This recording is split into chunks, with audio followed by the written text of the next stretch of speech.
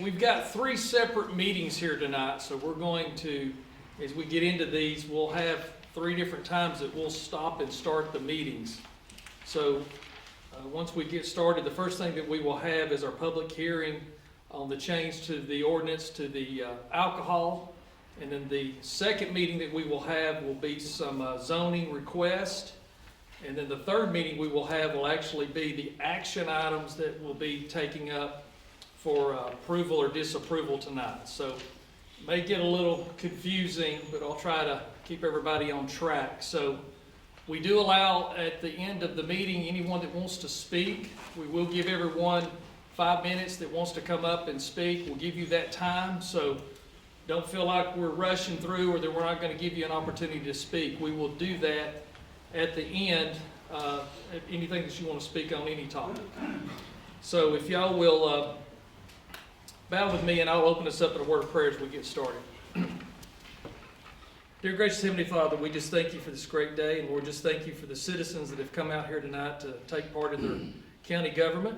Lord, just we ask your hand to be on this meeting here tonight. Lord, we just ask that everything that's said and done here tonight, Lord, will honor you. And Lord, just be with us as we come before you to take up these issues of our county. And Lord, just be with those that was unable to be here with us tonight that really wanted to be here. And Lord, just thank you for our county and our country. And Lord, we just pray for our servicemen and women across the world that go to work every day to protect our freedom. And Lord, we just pray for our nation.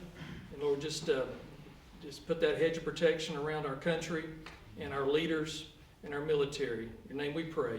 Amen. Amen. If you'll stand with me, we'll place the American flag and then to the Georgia flag. I pledge allegiance to the flag of the United States of America and to the republic for which it stands, one nation, under God, indivisible, with liberty and justice for all. Then our Georgia state flag. I pledge allegiance to the Georgia flag and to the principles for which it stands, wisdom, justice, and moderation. Thank you. You may be seated.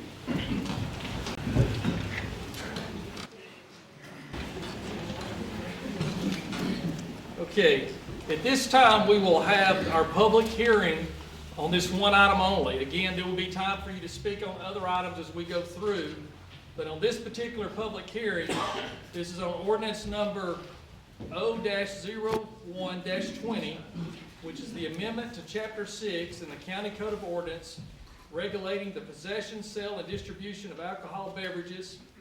The first public hearing was held on January the 9th, 2020.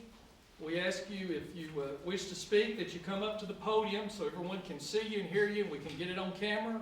And we ask that you keep your comments at this time limited to just this alcohol ordinance proposed amendment. And we ask you that you keep your comments limited to 5 minutes out of time to respect everyone else that's here tonight. So who would like to come up first and speak to this order? Yes, sir, in the back. Come on up here to the podium, if you would, please.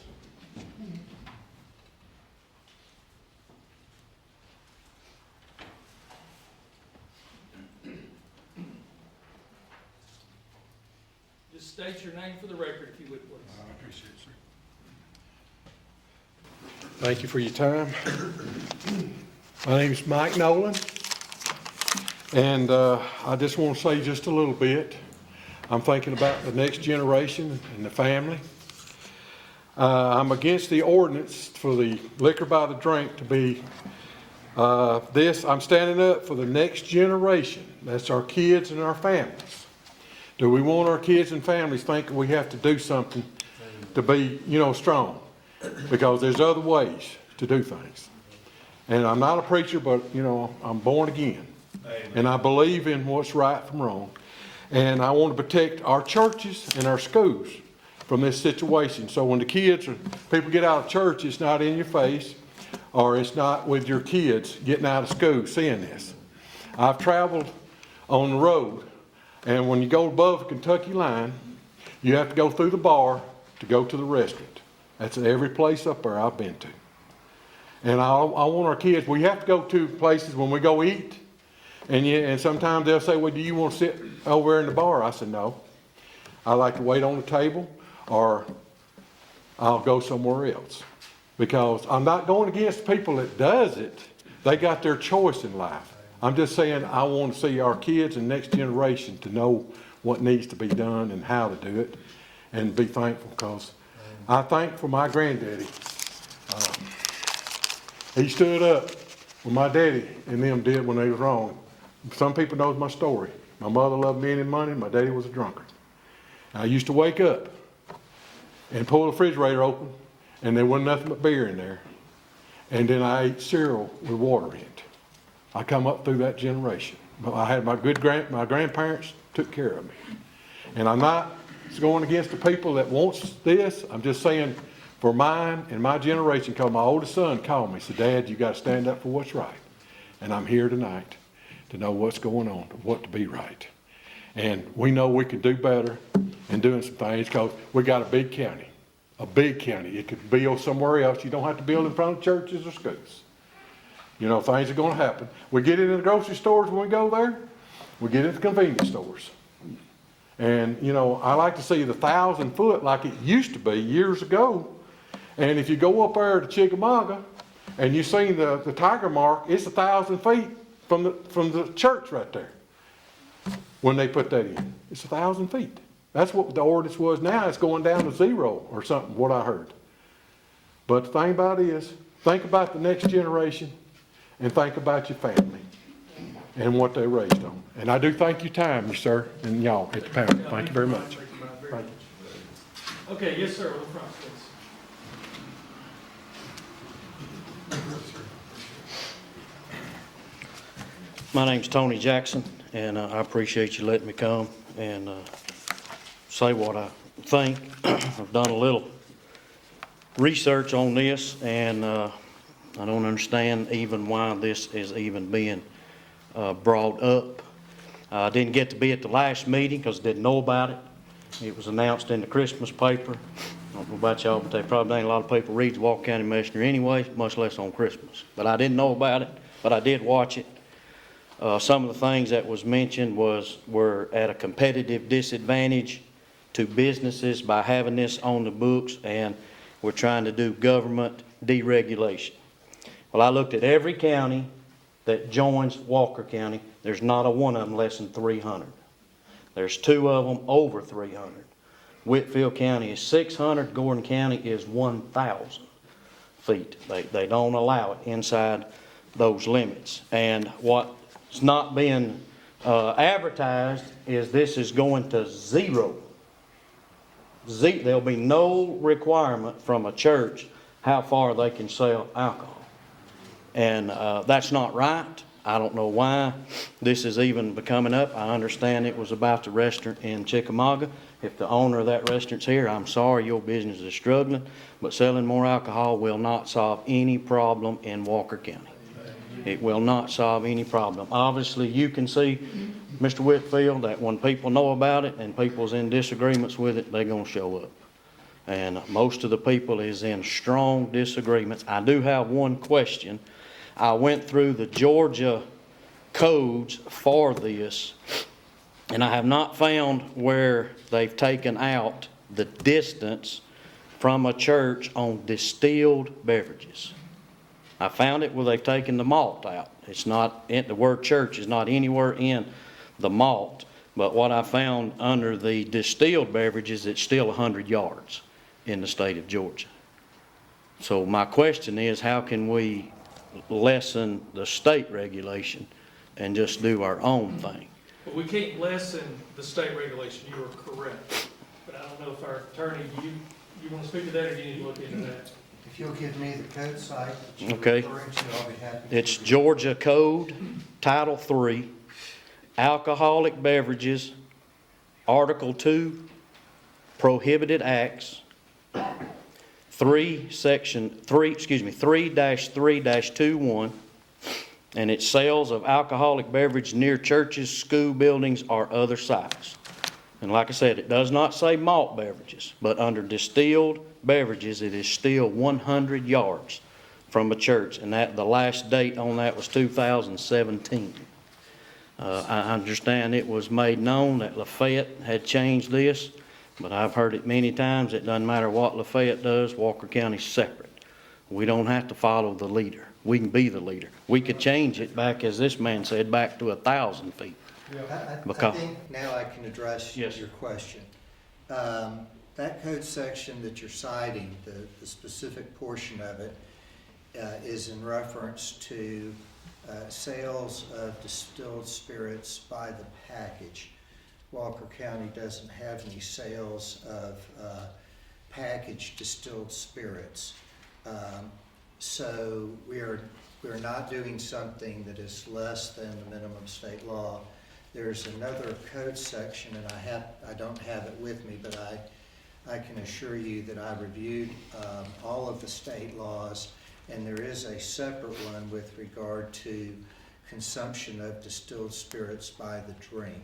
And by the drink, there is no requirement distance-wise from a church. So Okay. I'm not trying to be adversarial, I'm just trying to address The your question. Yes, I concern on understand. that, sir. I also looked into what some of the other places are doing, and here's one, I don't know if y'all looked at it, but the city of Atlanta is 300 feet, but they allow the church affected, in other words, the church that's across the street from this business, to actually vote on whether they want it to sell it. And if the church votes against it, they don't get to sell it.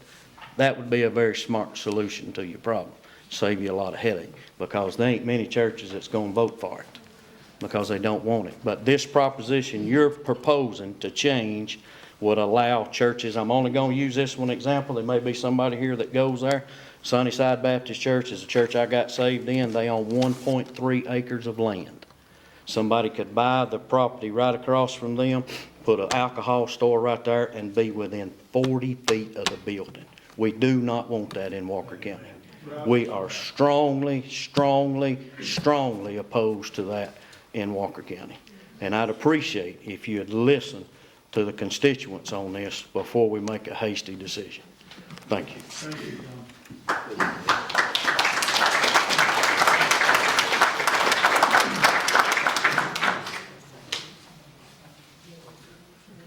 Okay, who would like to be next? Yes, sir, Mr. A.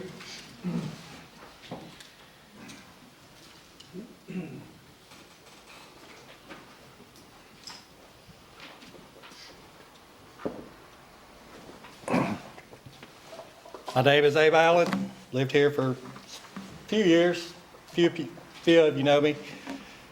I have a unique disposition to be here with this. I owned a restaurant that sold alcohol. Cleveland, Tennessee, Inman Street Grill. I can tell you straight up, you're not gonna make a lot of money selling alcohol. It's not gonna drive your business. The price you see at Walmart is not what you're paying for your alcohol if you sell at a restaurant. If you sell your beer to make money, then you're not going to sell it. I can tell you that straight up, and it's not going to increase your customer base. It doesn't. It's more of a convenience thing. The opposition on the other side is, my problem with it is we're infringing on the sanctity of the church, of God's house. 300 foot is not a lot to ask. If you want to sell alcohol, be over 300 foot from a church. That's not a lot. And it's very simple. I mean, if it's 2 or 3 feet, maybe we could give them a variance if the church don't have a problem with it, but 0 feet, 50 foot from the church door is absolutely unacceptable. And I'm sure you that everybody in here will tell you the same thing. There might be 1 or 2, but that is not acceptable, and I don't see it acceptable anywhere. It's a small town, and it's not I drink alcohol, and I'm not a regular in church. This is about respecting their beliefs and giving them, it's their right to have their beliefs, and it's our obligation to respect it. That's my feeling on it. Thank you.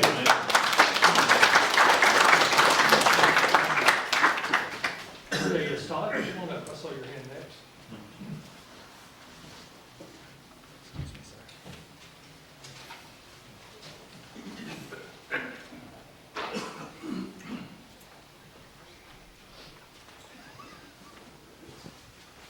My name's Todd Noblet. I'm a lifelong resident of Walker County. I've actually never attended a meeting.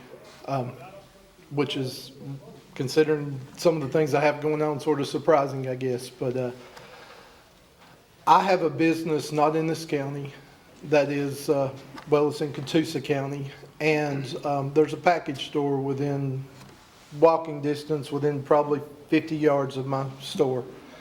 And I continuously have problems with people coming through in the evening times, coming to the package store, coming through in the daytimes, causing problems.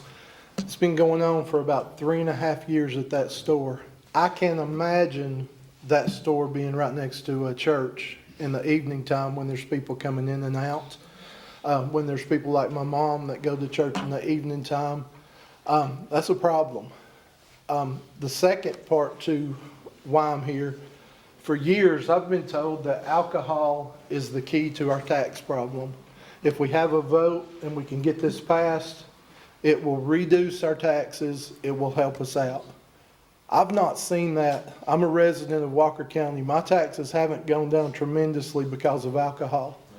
The things that I see are the activities that affect people, the homes that are affected, the individuals that are affected. And it's okay. As a Christian, I'm not saying that alcohol is sinful.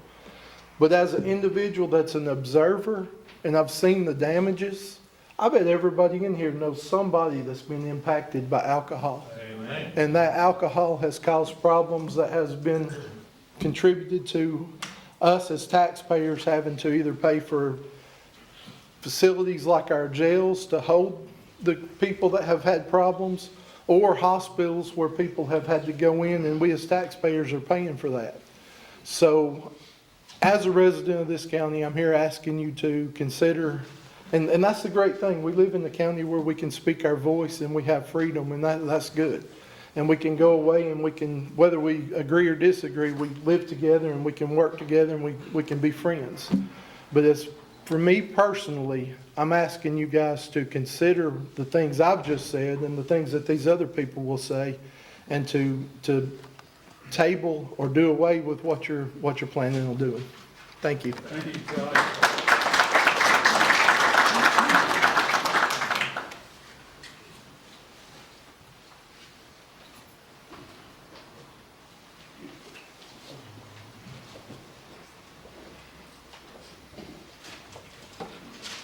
My name is Lowell Cantrell. I'm pastor of North Fayette Baptist Church. And when I heard about this, I was shocked that we would even think about this. And what are we telling our young people? Trying to do away with God's business and move the other end. That's not right. I think God's first. We pray, God help us to make the right decisions. But I think a lot of times we fail to stop and listen to what God says. What would the Lord do in this situation? Would He be pleased with what we're doing? Because one day we're going to face Him face to face. And we see our papers full of DUI and all these other things taking place. And it's really sad that anybody would want to think that it would be feasible to put an alcohol beverage place right next door to God's house. I just can't fathom that. And I'm 77 years old, and I was alcoholic one time, or drunk, I guess. I didn't attend the meetings, but I know what it can do to a family and break them up. And I believe every soul is important.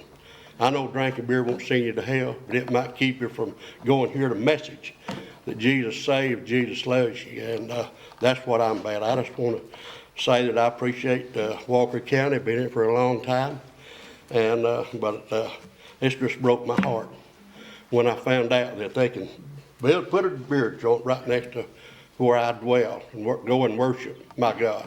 He's not a dead God, but He's a living God. So we're not pulling no wool over His eyes. He sees everyone. He sees our heart.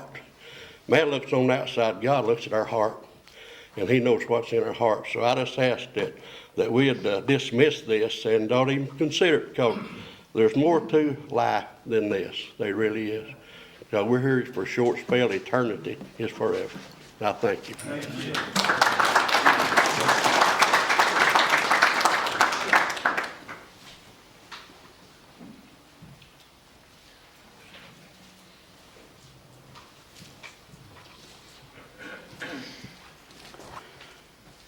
Well, my name's Sam Barrett, by the way, and like Brother Lowell, same thing. I'm pastor of Waterville Baptist Church on the south end of the county.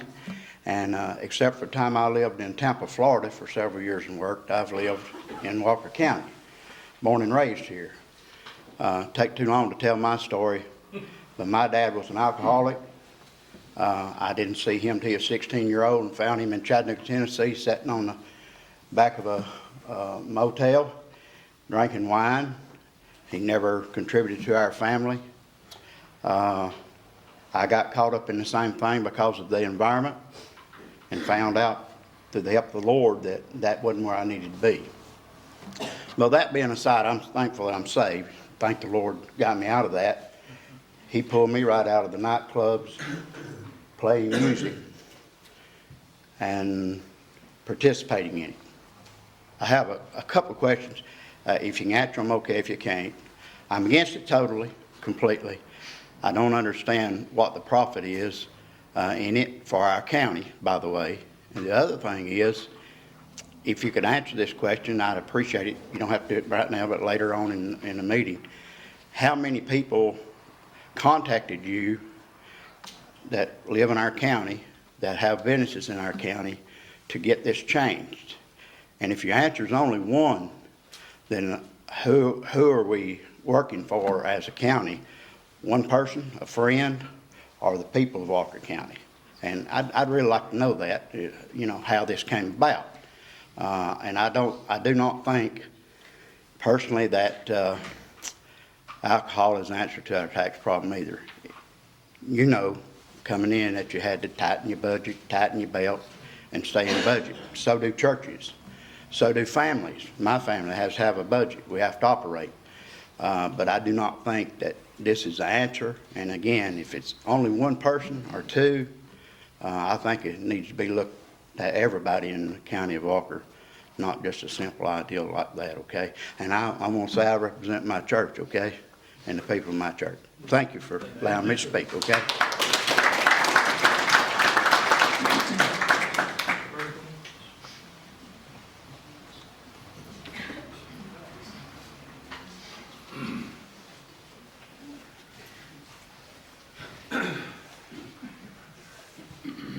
Good evening, ladies and gentlemen, and Commissioner Whitfield. It's a pleasure to be here to speak before this body this evening.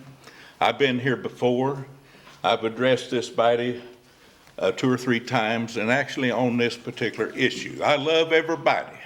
I love all of y'all, and I love Walker County, Georgia. I've stated that before.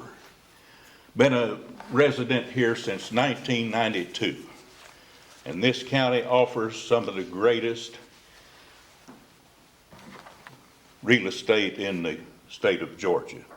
I've been into practically every county in this state. I traveled a traveling job back in 1982 and saved 2 or 3 counties way down in the southeast part of this state. This county holds some of the most beautiful scenery and people in the state of Georgia. Now, I heard the terminology in the last meeting that we needed to level the playing field. And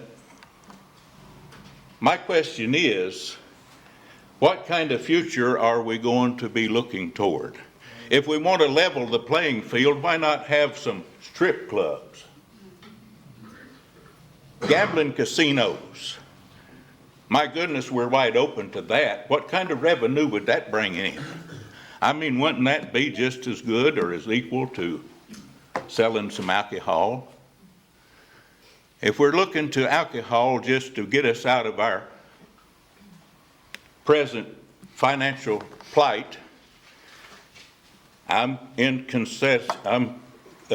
with pretty much the rest of what everyone has presented so far. And we can talk about the stories of alcohol, but let the people go to Chattanooga. Do we want a community that has drive-by shootings? Do we want a community that has, what's the name of that nightclub up there, Jack's something or other, where they shoot people and walk in and get in arguments and disagreements and fight and kill one another on the street. We're looking to that in the future, I think. We're probably somewhere down the road in the future. We want a place where women can walk safely down the country road and hike. We don't want these kind of problems that alcohol creates and presents. And I know, Commissioner Whitfield, you have said you were a total abstainer, and we don't have any disagreement with anyone here. Personally, I mean, like I say, I love everybody. I appreciate the opportunity to speak and to talk, but this is the kind of future and community that I want. I don't want Las Vegas Strip from here up 27 Highway all the way to Chattanooga. We have a certain amount of problems on the north end of this county that are closely related to the metropolitan area in Chattanooga. You can see and tell. The Farm to Fork restaurant, and I'm not going to mention any further names, but you know the incident there. A policeman lost his life. Drunk drivers and DUIs, and why do we have a drug task force? We're paying on county taxpayer rolls to go out here and arrest druggies and put them in jail. Our jails are overflowing now with these problems and with these issues. We just need to consider what kind of future and community we're building tonight. Thank you, ladies and gentlemen.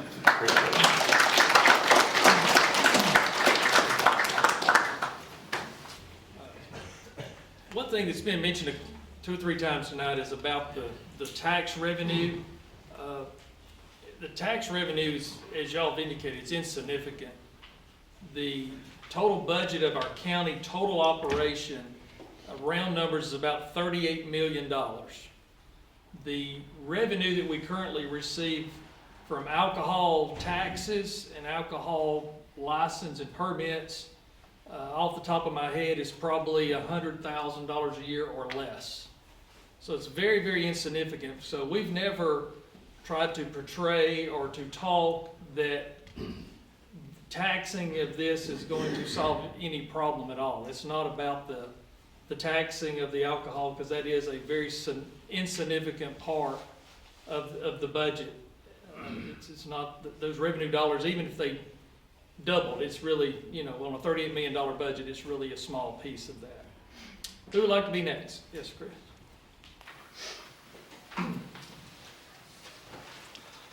My name's Chris O'Neill. I'm the pastor at Bethany Baptist Church up on Mission Ridge Road. Just recently, the property next door to our church came up for sale, and we tried every way in the world to purchase that property. It was at the corner of Vandiver Road and Mission Ridge Road, which is a heavy traffic area. And I was a little bit concerned as a pastor at who would purchase it, and I've dealt with the owner, tried every way in the world for us to purchase a property.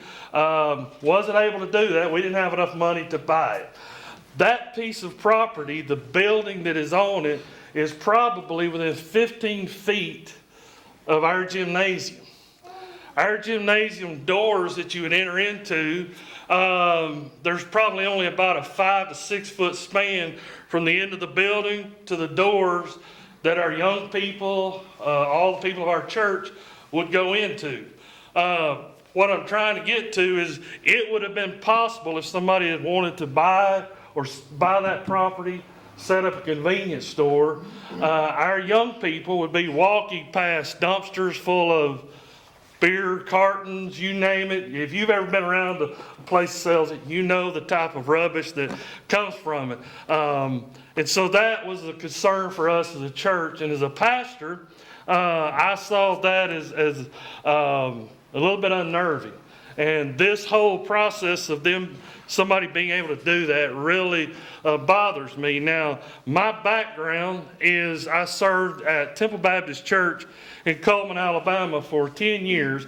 6 of those 10 years, I was the life recovery director. And every Friday night and every Sunday morning, I taught and preached to numerous people that was dealing with drugs and alcohol addiction. At most of the time, we had 150 people on our roll in that recovery program. I have sat in rooms and counseled moms and dads that were dealing with children that were dealing with alcohol abuse and drug abuse.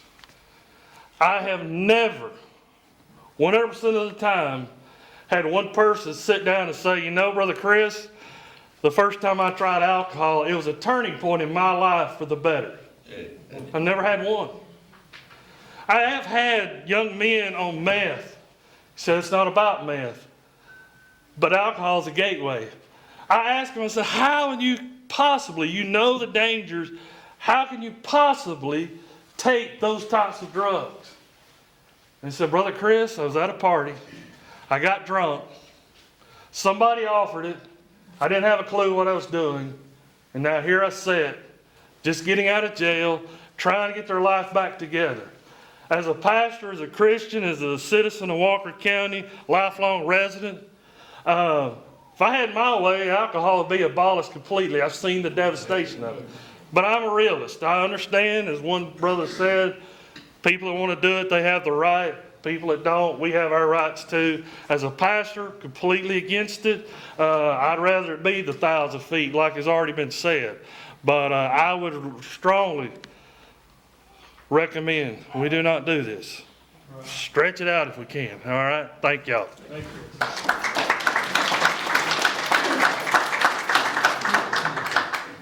Yes, sir, right here. Come on up, please.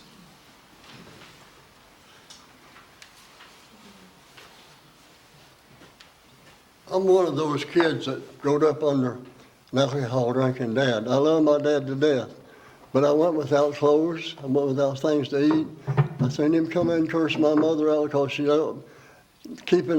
darning his socks where he could go to work the next day because she was burning the lamp that had coal oil lamps. But here's the thing that hurts me worse. There's kids today that don't realize what they're getting into this drinking. I mean, some real young kids that don't realize what's going on. But let me tell you this. I never bought a nickel's worth of alcohol in my life, but my dad was a bootlegger. I'd slip around when I was just a kid or a boy and slip some of his out, and I seen what it was doing to him. I know it was wrong. Yeah. But hear me, there was times that we went to bed at night, nothing to have but we had cornbread because we had our own meal, and water for supper. That's what we had to go to bed on. The 5 of us kids. Dad would come in when he was working at a public job. He'd come in on Friday night, just about able to get in the house, and that was about as far as he could get lots of the time. He spent the money that it took to buy us clothes and shoes and something to eat. I love my dad now. Please don't misunderstand what I say. I've been a pastor, I'm a retired pastor for 50-some years, but I guarantee you, a family that's got a dad that drinks and has got really hooked on that stuff, they're suffering tremendously. And please, I beg in Jesus' name tonight, don't let it happen to our younger generation. We got some kids at the church at Wood Station Baptist Church, some of the greatest kids is in this world. And they need lead-ins and guidance that will get them through this life without bringing up another generation that's addicted to alcohol. Thank you.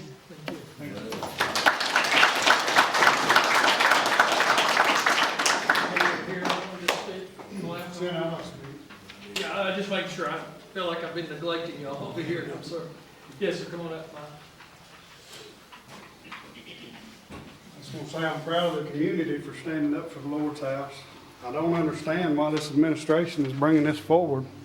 The Bible clearly says that if you're not for me, you're against me. Please, for your record, state your name, please. Michael Pearden. Thank you.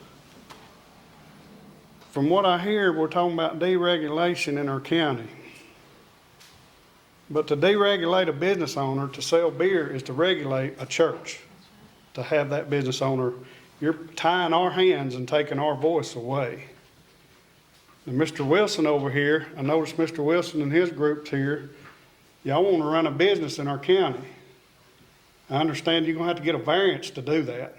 Even though your business has been there for years, you're going to have to come before the community and ask for that variance, pay your way to do that. My question is, why should we blanket the whole county that way with their beer? Why can't they come and do as we do? Does that make those business people of a higher level than the citizens in the county? If they could sell, if it blankets the whole county, these people don't have to come as we gotta come and pay money. We gotta pay $150 to come down here and stand before a commission to get the right if we're spot zoning or something that's against zoning. What makes these people any better than us? Now, I've heard a lot of talk about restaurants, but what we're not thinking about is beer stores. In the community that I go to in Catlett, I based my home there. Everything, most of my big investment is there in Catlett. And I chose Catlett for a reason, because of the way of life. Now, what y'all are proposing is coming against our culture. This is not just this tax money. What's that going to cost in culture-wise? What's that going to cost our culture? You see people here that are strictly against this. Our dim-lit roads, these people go and they buy beer and they get on these roads, and lives are going to be lost on our roads that have no lights, and these mountain roads and all this. We don't have to be like the state of Georgia. We can lead like somebody else said here tonight. These business leaders, they're not any better than I am. I'm a citizen of Walker County just like y'all are. And I say if they want to do something in my area, y'all give me the voice to come and say something about it. Because I'm the one invested in Catlett. And I want to say something else, and this may offend some people. But you think of how many Americans are running these stores that are selling that beer. They don't care nothing about our culture here in Walker County. They only care about their profits. You're going to put profits in front of our culture and what we say. Why even come against the church? Why? Why? This is a direct attack against our church. You're taking choices away from your citizens. You're taking voices away from your citizens.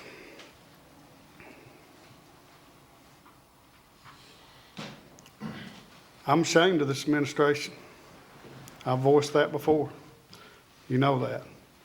I can't see how you can call yourself a Christian and even bring this forward, not even let it be voted on, but bring it forward and willing to sign it tonight without the people even being able to vote on it. I just don't understand that. That don't add up to me.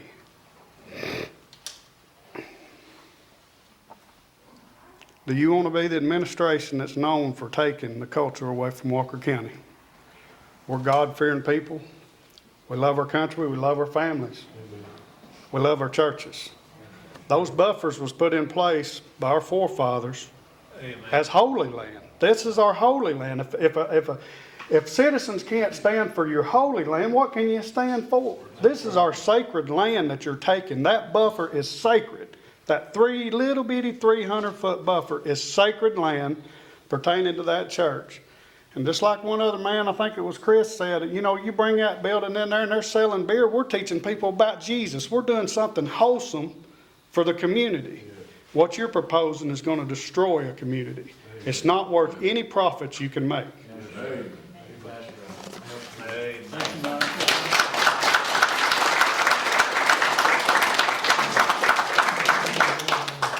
Hey, who else? Who would like to be next? Yes, sir. Come on, please.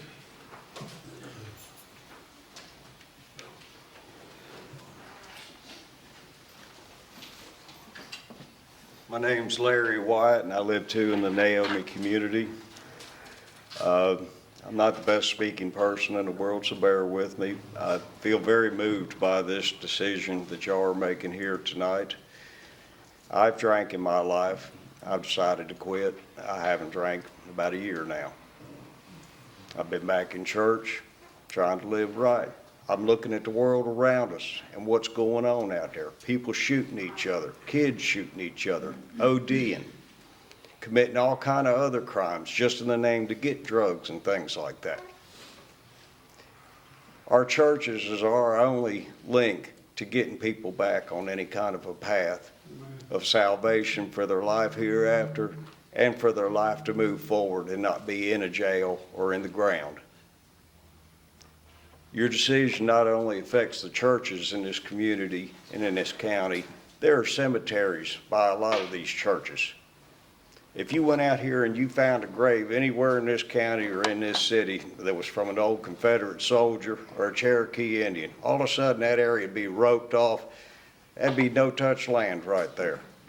And you're gonna turn around and let an alcohol sales store go up right by one, and the one in particular that the gentleman just referred to in Naomi is a prime example of that.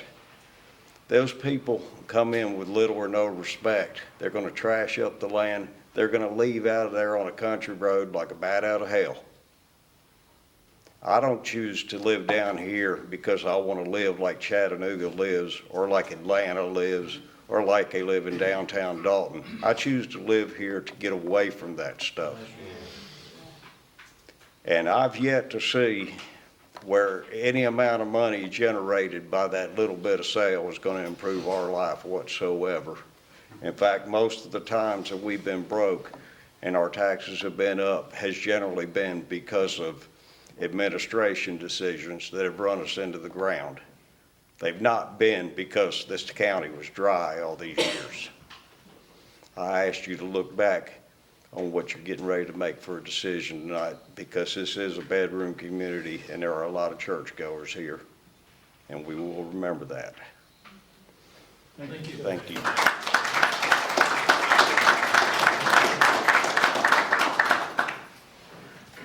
Who's next? Yes, sir. Yes, sir.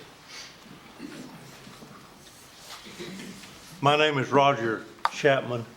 I've been in this county 80 years.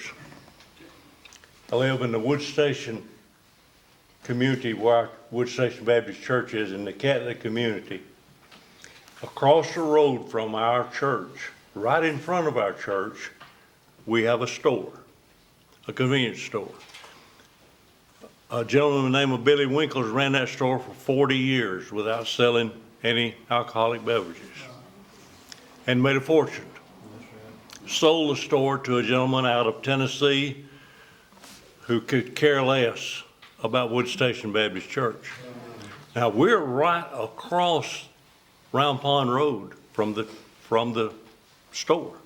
I know this gentleman, and we all know that folks that are here tonight, he wants to sell the alcohol there. But he couldn't do it because he's within the 300-foot limit. We're actually scared to death that this is gonna happen. Our whole church is just unnerved for the fact that this guy's gonna do it. If he was somewhere else, maybe it wouldn't bother us, but his property is just door to door to us. He's already there and he's ready. He's already planning to do this. So we ask that you don't do it, because here's a little community that is just solid as a rock. You're familiar with our community. And we don't need this. You know, it's just one of those things that's just not right. 300 feet's not asking much. So we're asking that you don't do this thing. Thank you very much.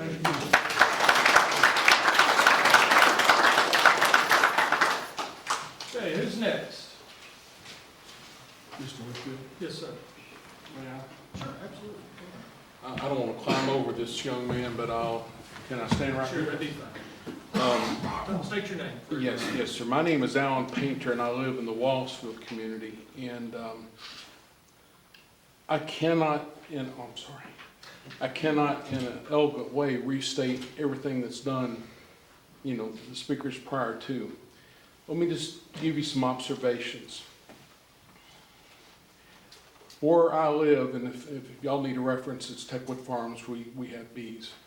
It wasn't 4 weeks ago that a car, end over end, and it wasn't by the grace of God that my son or myself or my wife, if we'd have been working those bees, I guess y'all been reading about us in the obituaries.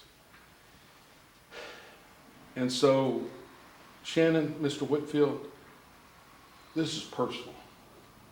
This has really moved my heart. And hearing the other folks tonight, I don't know what your decision pattern is, but I really, really urge you not to move forward with this. Thank you.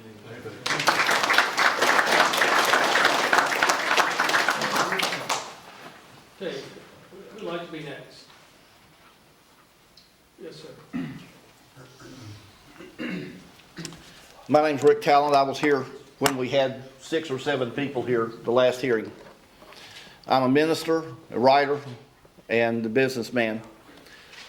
And one of the things that's been said in the public since that meeting is that I was attacking Mr. Whitfield and Mr. Wardlaw over this. And I want to assure everybody in public, at no point, Robert's an old friend of mine. And Shannon, I supported you when you ran and proclaimed that you would hope to be the last sole commissioner. This is what happens when the general public actually gets public notice, as opposed to hiding it on Christmas Day. This is what happens. You can say all you want to, that it was not hidden, that it was done above board and everything, but this is what happens as opposed to 7 people sitting in this building. If you do this, I can assure you that there will be many of these people and many more that will make sure that you're only a one-term commissioner. That's no big deal. We have elections every 4 years for that purpose. But if you do this, as has already been stated, what's the damage that's going to be done down the road? You've already stated that the sale of alcohol doesn't lend that much into the budget. So why? Why, number one, and I don't expect an answer, why, number one, do it at this particular time? Why, number two, force it through? And why, number three, go against the people that put you in office? And I can assure you that if this is approved tonight, I will do everything within my power as a minister and as a member of the news media to make sure that, Mr. Whitfield, you're a one-term commissioner. This is the reason why we're going to a commission, is because of nonsense like this. At the last commission meeting for your predecessor, I was so proud of you because you made the statement that you were going to be there because of something that was happening. Land was taken from a property owner by the commissioner under eminent domain. And the county commissioner declared at that meeting there will be no discussion. She signed it, she got up and she walked out. And even refused to speak to the property owner. You mentioned that it was in the newspaper, advertised in the newspaper. Let me tell you the quality of our local newspaper. The editor of the newspaper was standing outside the room and cornered the property owner, and I heard him trying to explain to him why it was necessary for the commissioner to do that. That's not the job of the media. We don't have a local newspaper. We barely have a local radio station. So whenever it's advertised in the Walker County Messenger, that's like throwing it out here on the street on a flyer. People in this county are upset. And they're upset because this stinks just as badly as anything that was done by your predecessor. I was proud of you at that first commissioners meeting because you remember what you did? You signed an order undoing what Beebe High School did. And you said that you wouldn't do things like that. But this is one of those things. We don't need a commissioner that will run over the churches. I've been a pastor and a minister for 50 years. I've pastored churches in the inner city of places like Louisville, Kentucky, and Port Arthur, Texas. Places that I don't mind walking the streets in Lafayette at 2 o'clock in the morning. You know why? Because I've walked the streets in places like the South Bronx and Watts and Port Arthur, where the police told me, man, get off the streets. It's dangerous for anybody to be out here, much less you.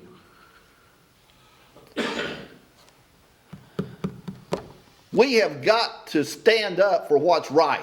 Amen. And the people of this county are going to stand up for what's right. And this, my dear friend, is wrong. It's wrong the way it's been done. It's wrong the way it's been presented. And I will finish with this. I spoke to you last week on your television program on the local cable channel. And I appreciate how you stayed over for an hour on Judy's and criticized everything I had to say. Thank you.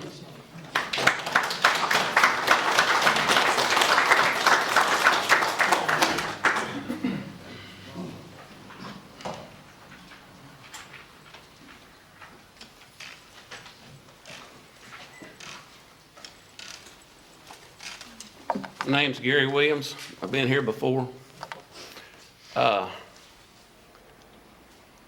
wonder if this goes along, where's the fellow, your church, you said there was a piece of property there that came up for sale. Was that one that they have just cleaned up around it? Yes, sir. I wonder if that was on the blighted property list that your administration seems to be going after. You know, I've been here before, and I'm getting off subject, so what, if I get cut off, please stay around till I can speak at the end of the meeting, please, because I got more to say. But I think this may have something to do with these blighted properties. I mean, it's all kind of all clicks together, doing what you want to do. That's all I got to say right now. Who would like to be next? Yes, sir. Come on.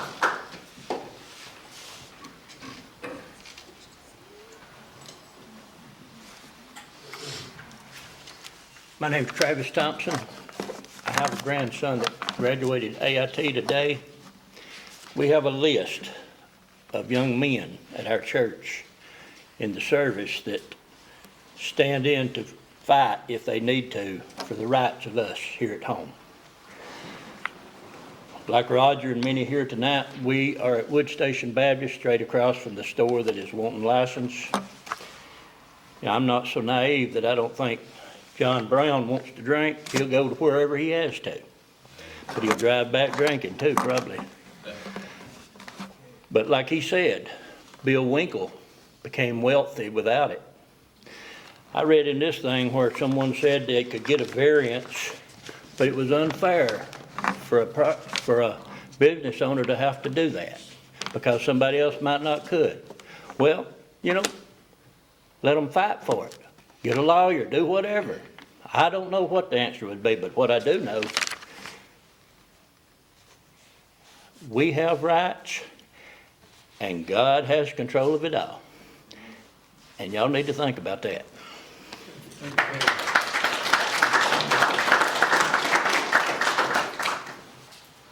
Who's next? Yes, sir.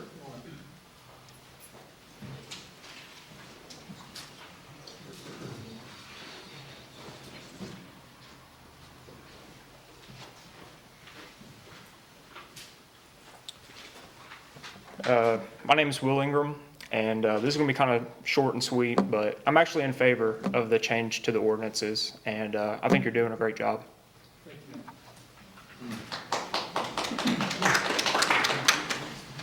Okay, who would like to be next? You may want to speak on the alcohol. Last call on the alcohol. Yes, sir.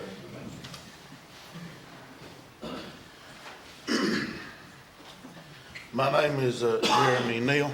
This is my first meeting. I've never been here, but I've been a Walker County resident all my life. And, you know, I ain't as well-spoken as most of these. I pastor a church, but they still say I'm not well-spoken. But I do want to say this. I was a drunk for the early years of my life, and I know what it'll do to you. So I made it a point that with my children, they wasn't going to give an opportunity. Because if I hand my child an alcohol drink, then I'm okaying it for them to drink it. You've got a big weight on your shoulder. I'm against it 100%. We're living in a generation and a time where respect for our churches is about to be gone. So we don't need to give them more artillery, and we don't need to approve or say it's okay to put a beer store right next door to every house of worship in our county. Because we're basically saying we're okay with it, and we're opening up doors for more harassment, more other things. We got churches now being vandalized at times, and I know that's not majorly any part or may not be reflective of alcohol, but we all know that if you put one up next to a church and they get to the point that they need help or they need money, they're likely to go across the road to the nearest place and do what they have to do. So that is my point. Thank you for your time.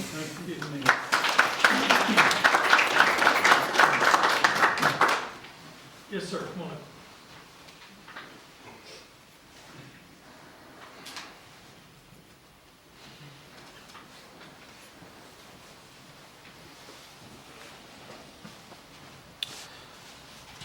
My name's Eddie Fry. I'm a pastor of Mountain View Baptist Church.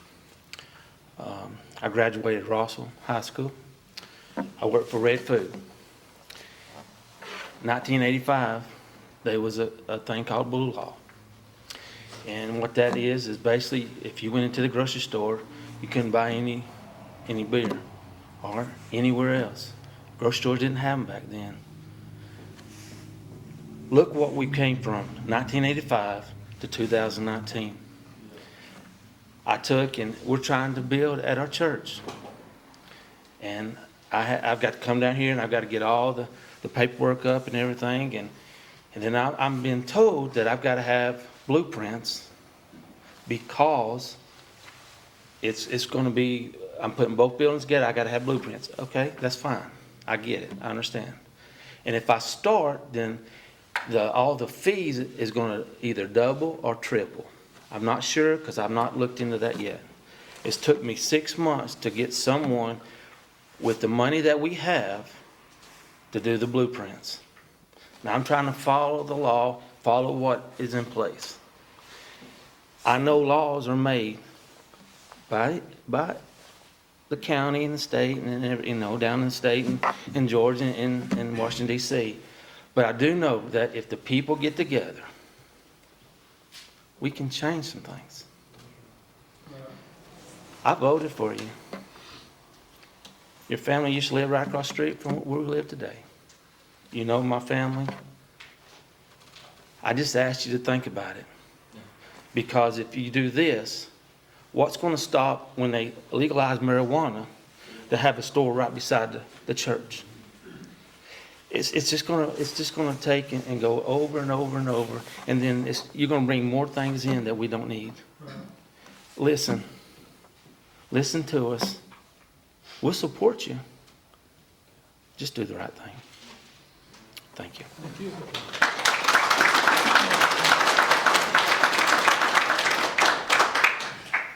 Anyone else?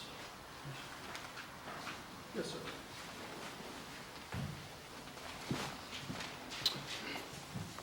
My name's John Hentz, and I definitely didn't come here to speak tonight, but I figured it was a good time to speak up. I just want to shed some different light on the situation. And I realize I'm in the minority here. There's a lot of people here with some strong faith and strong opinions. And I respect that completely. And I consider myself a Christian as well, as most of these people do, sounds like. So, I just want to say, if you take the time to travel through the country of the United States of America, you travel through Georgia, Alabama, Tennessee, North Carolina, you go visit quaint towns like Lafayette and Chickamauga, you're going to find that towns that have remained, I don't want to use the word progressive because it's sort of it can be a derogatory term, but have maintained a level of stability and kept their edge with maintaining what they need to provide what people expect out of what they consider a quality town, a thriving town, a place where you want to go visit. You travel to Fairhope, Alabama, near the Mobile Bay. You travel to Savannah, Georgia, Dahlonega, Georgia. You travel to Ellijay, Georgia. You travel to Franklin, Tennessee. You travel to, Aspen, Colorado, or, anywhere, there's a lot of towns that a lot of you people probably travel to, or maybe you don't, but the problem in the South, and I wouldn't say it's a problem, but the nature of the South is it's full of churches.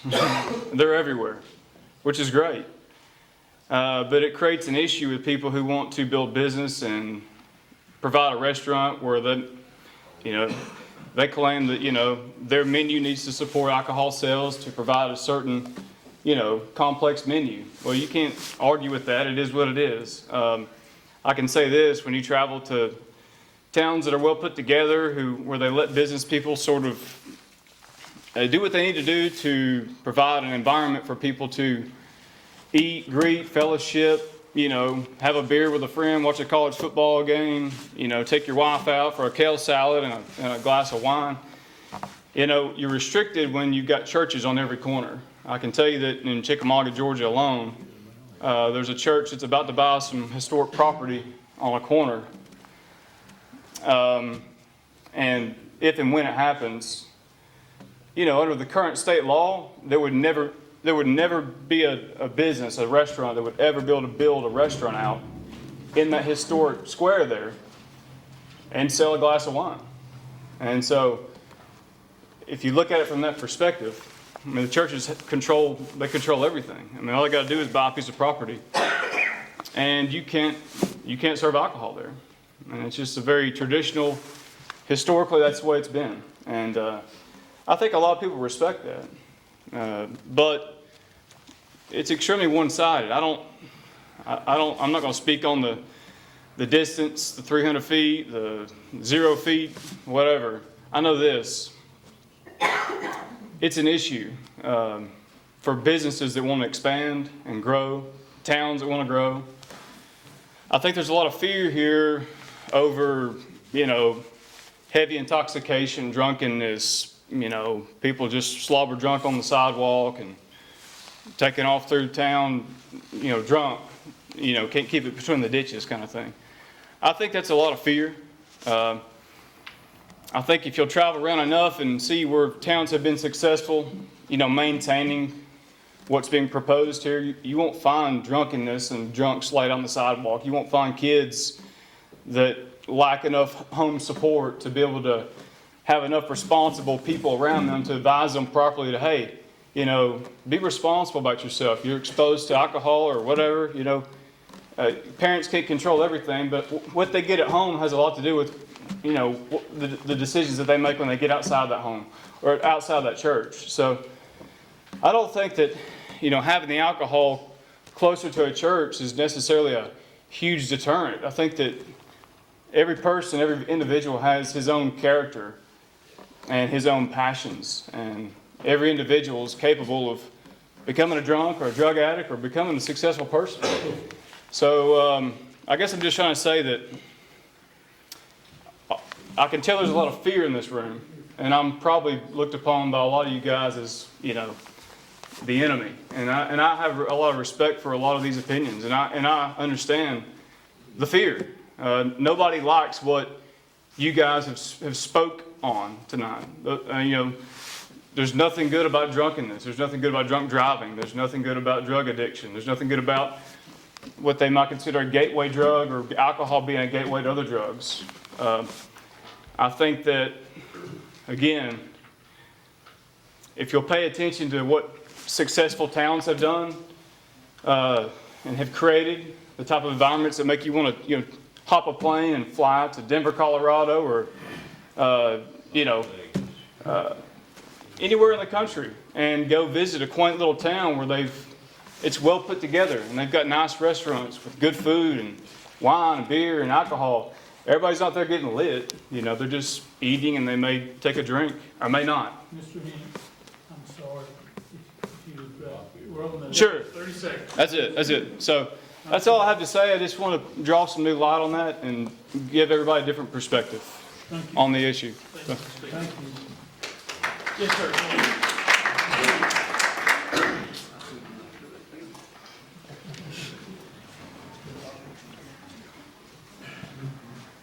My name's Ronnie Milliken. I appreciate what you said, and I understand that concept. And I think a big issue, and we would be naive to think that we're going to stop the use of alcohol. We tried prohibition We know what that mess was. But what we have here is, I think, I'm asking a question. How was this barrier set up? Was it voted on by the citizens of Walker County, by the state of Georgia? Was it instituted by a person? How did it come into play, the 300 feet? They would have been set by ordinance by previous administrations. Okay, but that was also a referendum and voted on, is that correct? Well, there's been referendums over time that the citizens have voted on when it's been put on the ballot about sales of alcohol. And so the most recent was the sale of Sunday sales that was put on the ballot, which was in, I believe it was November of 2018. Okay. So the local citizens have to vote, and then the local government sets the criteria through the ordinance. Okay, all right. So it was a democratic process that got us to this point. And I think that's something that we need to be aware of, and I think is the underlying issue and what's caused such the rub. And we've heard people talk about this thing being presented and pushed through. And if it's a referendum, and if it's something that affects our county and those cities that you're talking about, where they prosper and why they prosper is they have a good plan and they have good leadership. And we have had good leadership and we continue to have good leadership, but we have a bad plan. And as our communities work together, and it's fantastic what we have in this county, and especially the opportunity for tourists to come, leave their money, and go home, because you don't have to build schools or infrastructure and those kind of things. So with that being said, it needs to be a more coherent, comprehensive plan that is implemented by the wishes of the county, the citizenship of the county, and us operate as a democracy and see where we're going as a county. I think we've been floundering for a long time of just helter-skelter things of grabbing and snatching and knee-jerk responses, and I think that's what's got us to this thing right here is a knee-jerk response. If I understand correctly, and this is going to sound very haughty, but you work for us. You were elected to serve us. And so that's the position that we have to take. See what your county wants. See what our direction is. See how to keep Chickamauga a great historic place. See how to grow things in Lafayette. See how to refurbish Rossville. And if it causes such a row to raise up 100,000, walk away from that.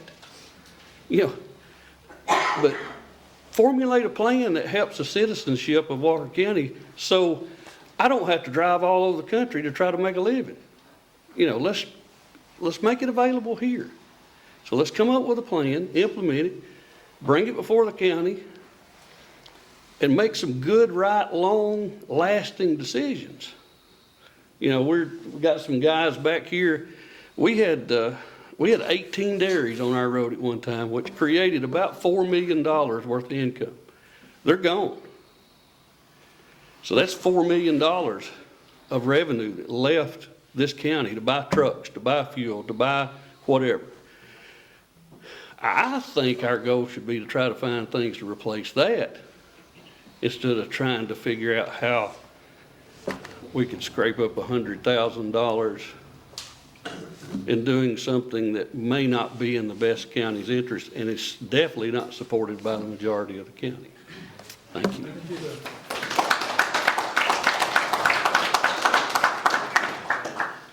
Anyone else on this issue?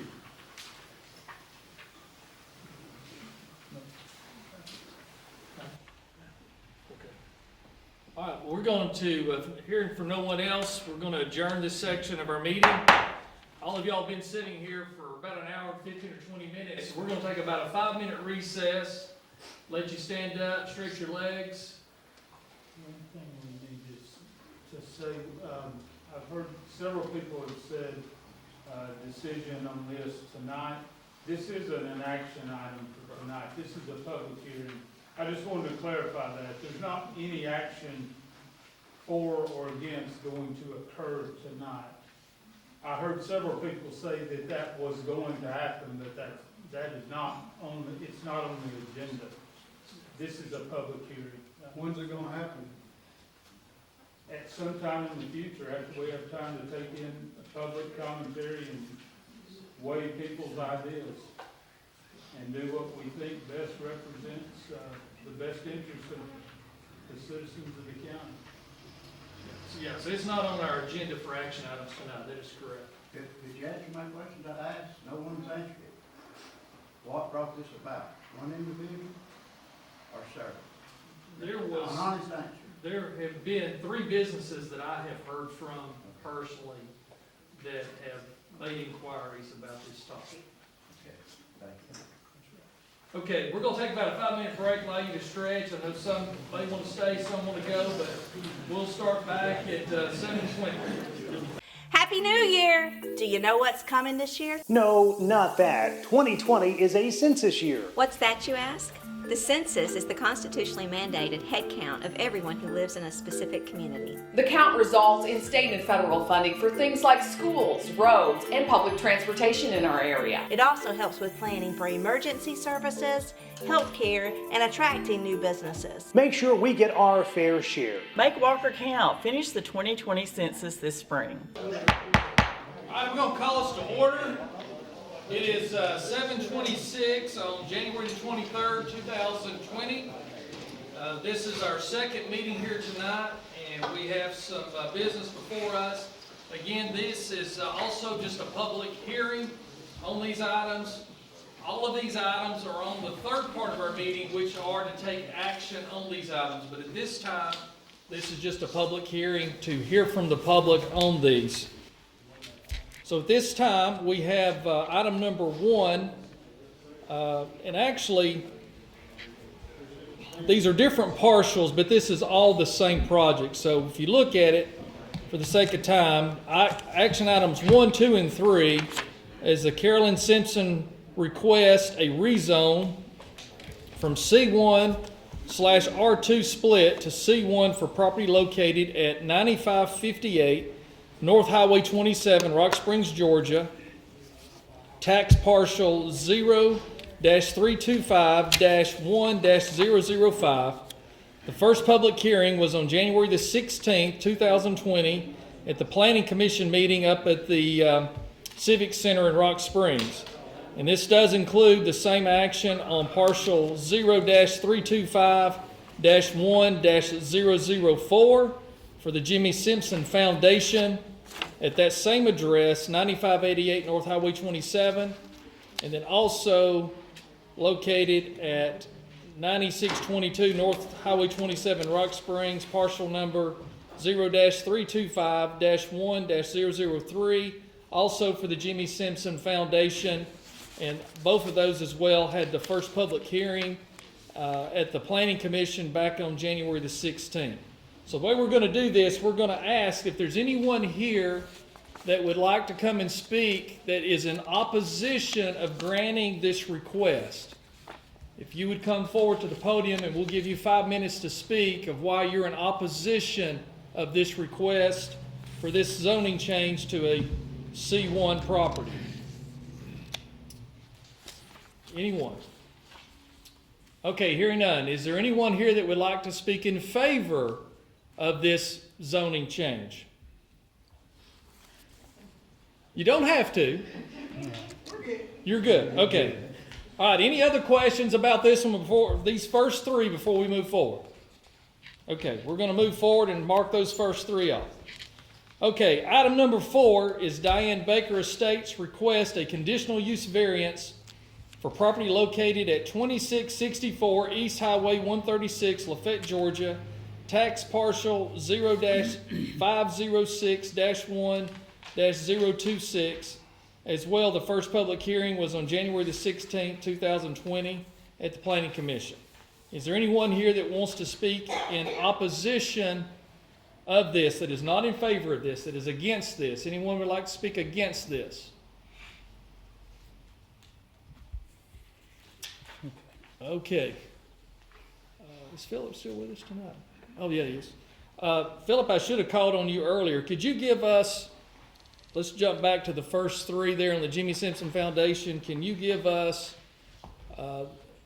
just a summary of what that's about and what the recommendation was from the Planning Commission? Yes. This property that we're talking about here, these folks run a brain trauma. It's kind of like a nursing home. It's for basically people who are completely brain dead. They just keep them alive, take care of them. They've been in business for quite a few years. And the lady that runs this, the Simpson Foundation, she bought the property that adjoins her property so that she could enlarge her business and change her parking lot around. And so the zoning commission saw no reason for not to grant her commercial instead of it being split zoning. Okay. So we did approve it with the zoning. Okay. Back on item number 4, does anyone like to speak for or against on item number 4 on the Diane Baker Estates? For or against this, either way. Okay, Philip. Also, Philip Cantrell is our chairman of our Planning Commission. So, Philip, can you tell us about that one? Yes. Ms. Baker has bought an old building over on Highway 136, kind of right before you get into the Naomi community, there on the right. It used to be kind of like a restaurant area, and she has bought that and wanting to put it back into operation. The building, she knows she's going to have to do all of the codes and everything for the health department and, the whole work. We felt like that was a win-win since there's a bunch of blighted property right there in that area, and if she cleans that area up, I think it'll help the county, with those other areas right there. So we did approve that for her. Okay. All right. Moving on to the last item of this section of our public hearing.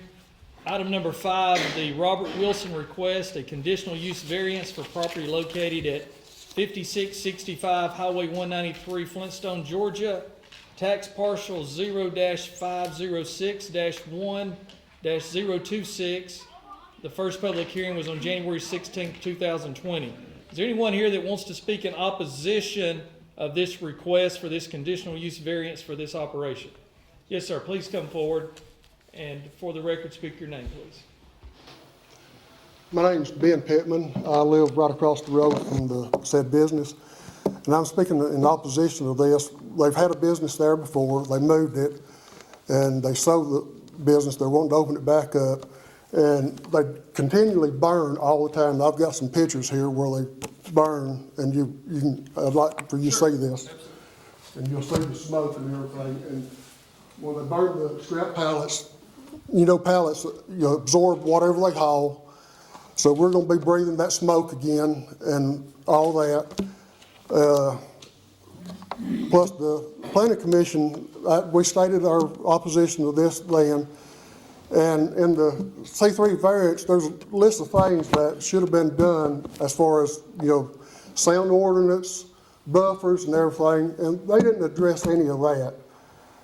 Because they work in open buildings. We hear noise continuously when they work across there.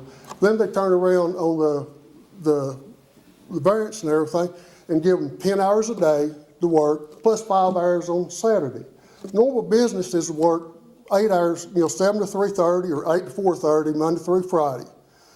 If anything, cut Saturdays out and don't let them burn anymore.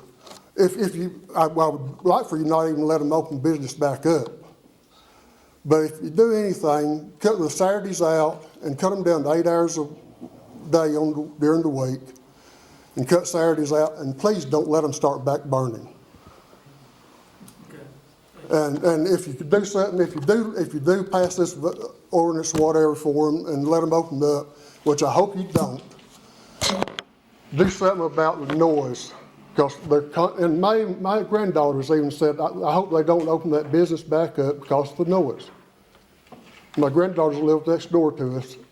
What's generating the noise? Do you know? Where they constantly building pallets, working over there and tearing pallets apart. And then they would have forklifts running.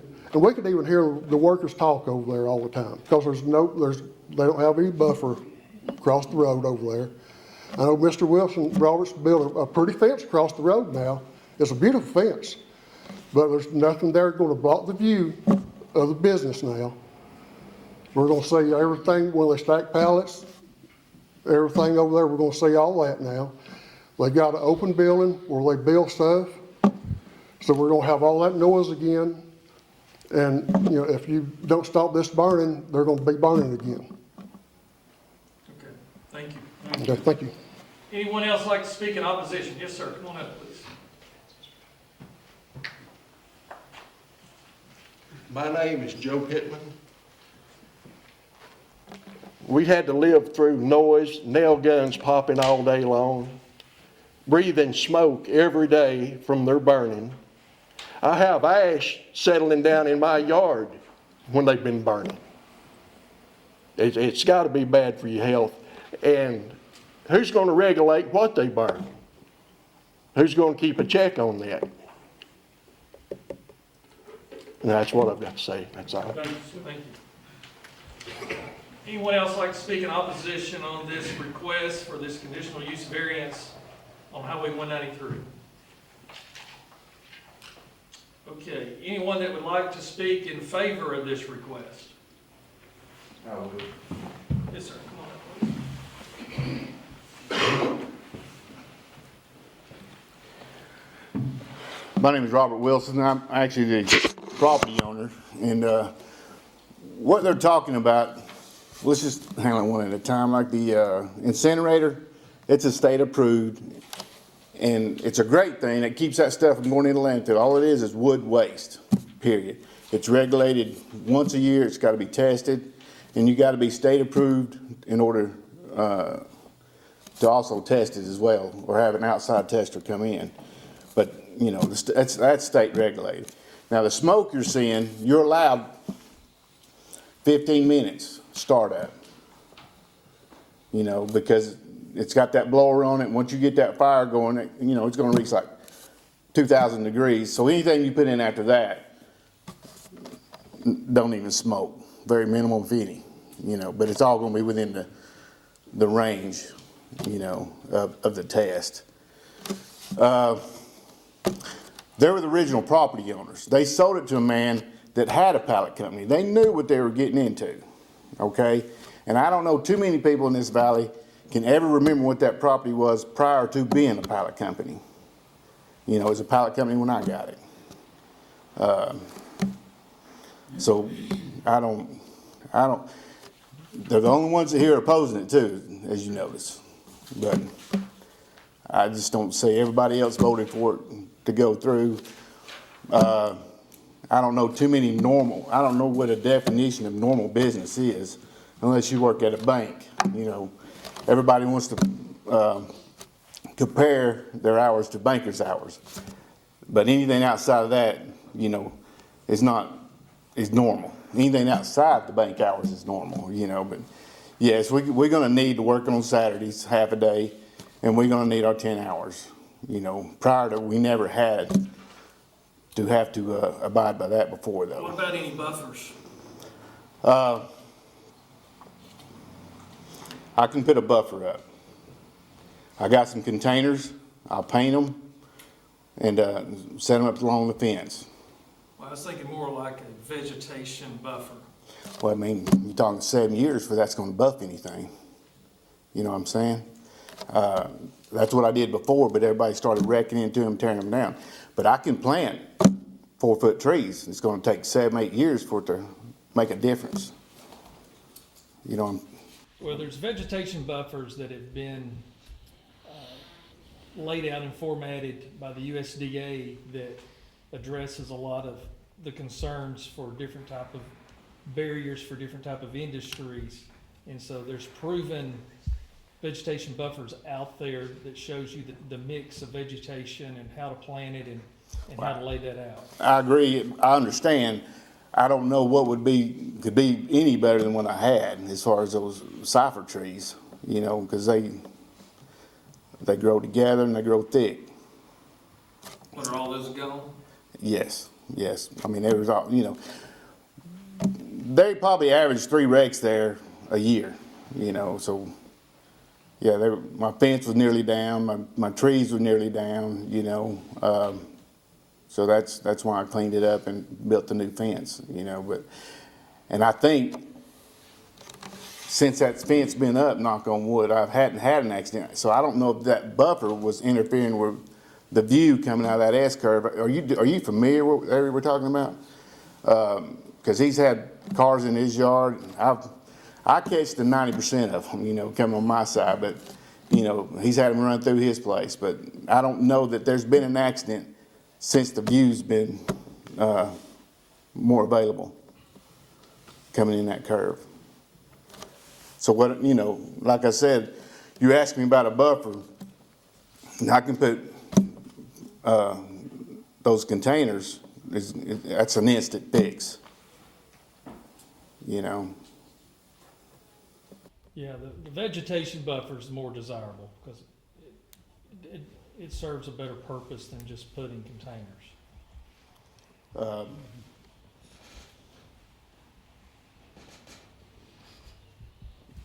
So is that what you're asking me to do, or? Well, I was just asking you, I mean, you've said you've had a buffer there before. I did not know that, and I was just asking you what your thoughts were on having a buffer that has been proven to be sufficient to divide commercial and residential operation. Well,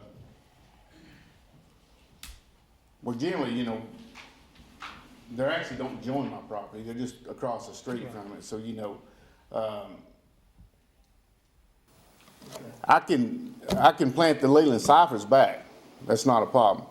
As far as the maturity wise, like I said, for them to tell any difference, you know, you're looking at 5 years probably.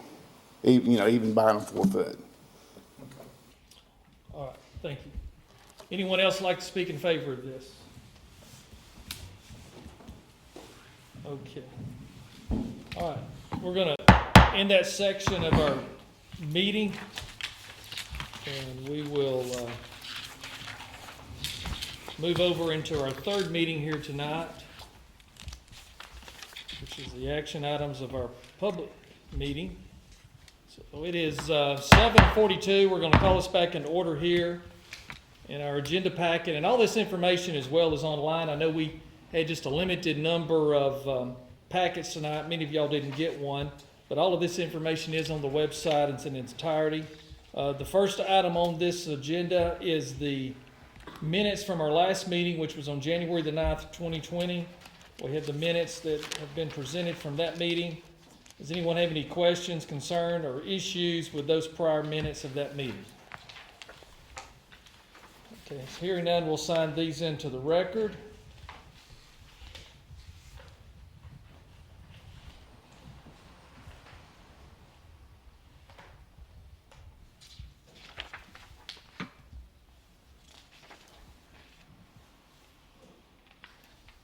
Okay, let's see what it was. Okay, the first one, there was a public hearing. So we had the public hearing, then we had a regular meeting also that night on January the 9th. Does anybody have any questions or concern about either packet of these minutes?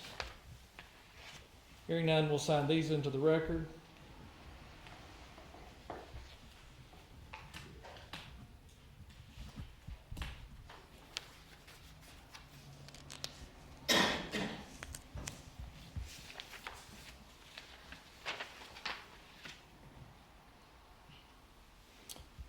Okay. Item number 2, the Walker County Stormwater Facility Maintenance Agreement for the, how do they say that? Dallin Solar Learning Center on tax parcel 0-264-001D. Well, okay, I'm off track here. That's why that makes sense. Let me back up one. Check the wrong line there. Resolution R-003-20 to declare property of the Walker County Sheriff's Office unserviceable surplus and removed from the county inventory. A resolution of the sole commissioner of Walker County, Georgia, to declare property of the Walker County Sheriff's Office unserviceable surplus and removed from the county inventory, whereas OCGA 36-9-2 provides that the county governing authority shall have the control of all property belonging to the county and may, by order, enter on its minutes, direct and dispose of any real property which may lawfully be disposed of, and make and execute goods in sufficient title thereof on behalf of the county. Whereas the sheriff has requested that the property listed in Exhibit A and Exhibit B deemed unserviceable surplus, and further requests that the property be removed from the county inventory. Therefore, it be resolved by the sole commissioner of Walker County, Georgia, that the property listed in Exhibit A and Exhibit B attached hereof and made part of, hereby declared unserviceable surplus and removed from the county inventory. So is resolved and adopted the 23rd day of January 2020. Exhibit A, which was submitted by Sheriff Steve Wilson, dated January the 8th, surplus equipment. Most of this equipment here is, looks like more or less bubble jet type printers, DVD player, a camera, fax machine, desktop printers, and so forth. On Exhibit B, there's a clothes dryer that was electric clothes dryer that quit working. Actually, two of those. Some more printers, some image scanners from Canon, HP printers, some Motorola equipment. So there's 26 or 30 items there on that. Any question or comments about those unserviceable items?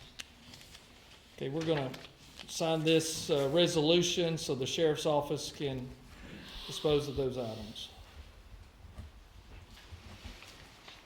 And our clerk will attest that. Okay, we have a stormwater facility management agreement for the Solar Learning Center on tax parcel 0-268-001D. This is customary that anytime the stormwater agreement is put in place for the property owners to manage the stormwater, that the agreement be put in place with the county and the property owner to be recorded with the deed at the courthouse. That way, if anyone ever does a title search on the property, or anyone that going forward would purchase the property, they would know that this agreement is in place and could obtain a copy of that during their title search to know what is required to manage the stormwater on that facility. So we have this one here that's been signed by the county attorney, it's been signed by the landowner, and also the operator of that facility for that solar farm. Any questions on this? This is, what's the address? It's on Kensington. It's in the Kensington area, because it lists the parcel number, but it's not actually listing the, it's very close to the Orico facility. But it does not say the actual physical address here, it just has the tax and parcel. It'd be a solar learning system that kids and schools, organizations can go and learn about solar. Okay, we're going to sign this and execute this into the record.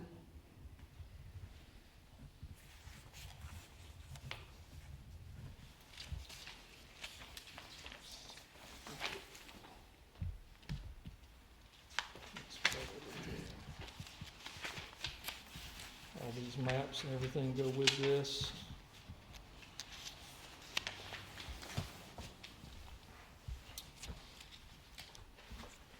Okay, item number 3 is the Carolyn Simpson requests a rezone from C1/R2 split to a C1 for property located at 9558 North Highway 27, Rock Springs, Georgia, tax parcel 0-325-1005. This was presented tonight without any public comment for or against this. This was submitted by the Planning Commission to approve this, and we are going to sign this and approve this rezone as submitted.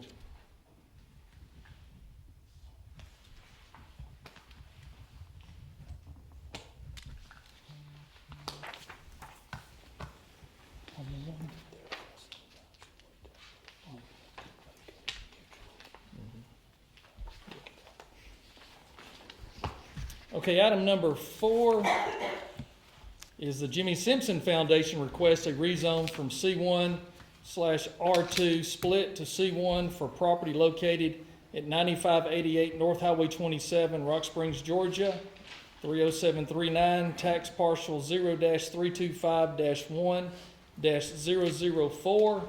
Again, this is part of the Jimmy Simpson Foundation where they are trying to expand their medical facility there to be able to support people that have had brain injuries. So we're going to go ahead and approve this one as submitted as well.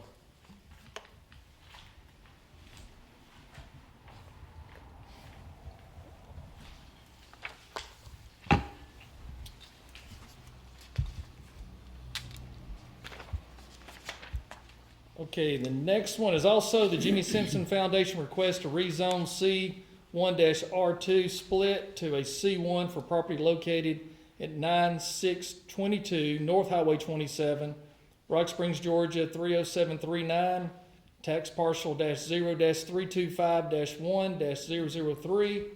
Again, this one was recommended approval from the Planning Commission on this Jimmy Simpson, so we'll approve it as submitted as well.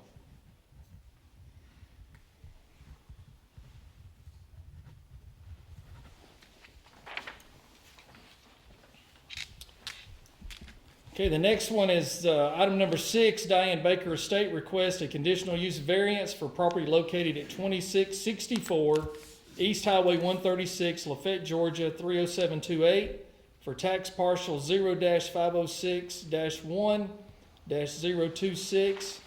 The Planning Commission's recommendation to approve as submitted. We had no public comment for or against this, so we'll go ahead and approve this conditional use variance.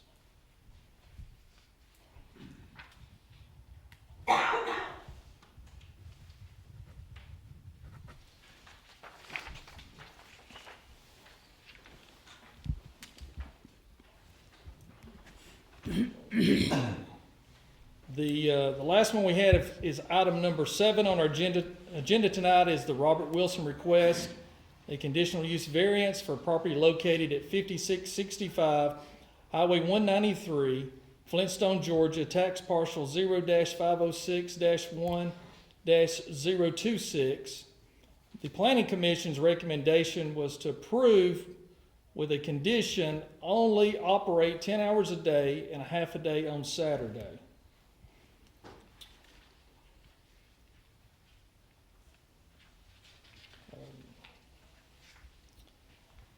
After hearing some of the testimony here tonight from the property owners across the street, what I'd like to ask you to do is to get with the planning office and see if y'all can work out a solution on a vegetation barrier for your property, so we can have a vegetation barrier there that would help offset the noise and the any other types of pollution that these barriers can address. And so I want to put that additional condition on there, but I'd like for us to table this tonight and let you go back and see if you can work out an agreeable plan with the planning office, and if you can, then we can put this back on our agenda in 2 weeks from tonight. As far as, Coming up with a approval from the are you planning. limited it to vegetarian? It needs to be a vegetation barrier, yes, sir. Or unless you can come up with something other than containers. There may be something else out there created that I'm not aware of that you may research or find out about. But we need to, you've had a vegetation barrier there before. And that's what I'm saying, I can put the same one there. Well, I'm not sure if that's gonna be adequate or not, I don't know, but if you can get with the planning office and let them And the neighbors. get some information that they can provide you that will show vegetation barriers that has been put together by the USDA that has been very effective. Now, since that's a state road, if it's a danger to have a barrier up there, because if you got a barrier up there, you can't see around that curve. Well, the barrier's obviously gonna have to be on your property with whatever the state setbacks are on that road. So it would have to be within your property boundaries. But I'm talking about it becomes a danger, but. But you said it's fenced in now, correct? Right, yes. So very possibly it may have to be on the inside of the fence. But even on the inside, it's still gonna block that curve. You know, So, if you got. and that's some things you can work with the planning office and see if y'all can come to a solution. Okay. So we're just gonna table it for tonight. It's not a denial, it's just tabling this and giving you an opportunity to go back to work on this. So we're gonna table this at this time.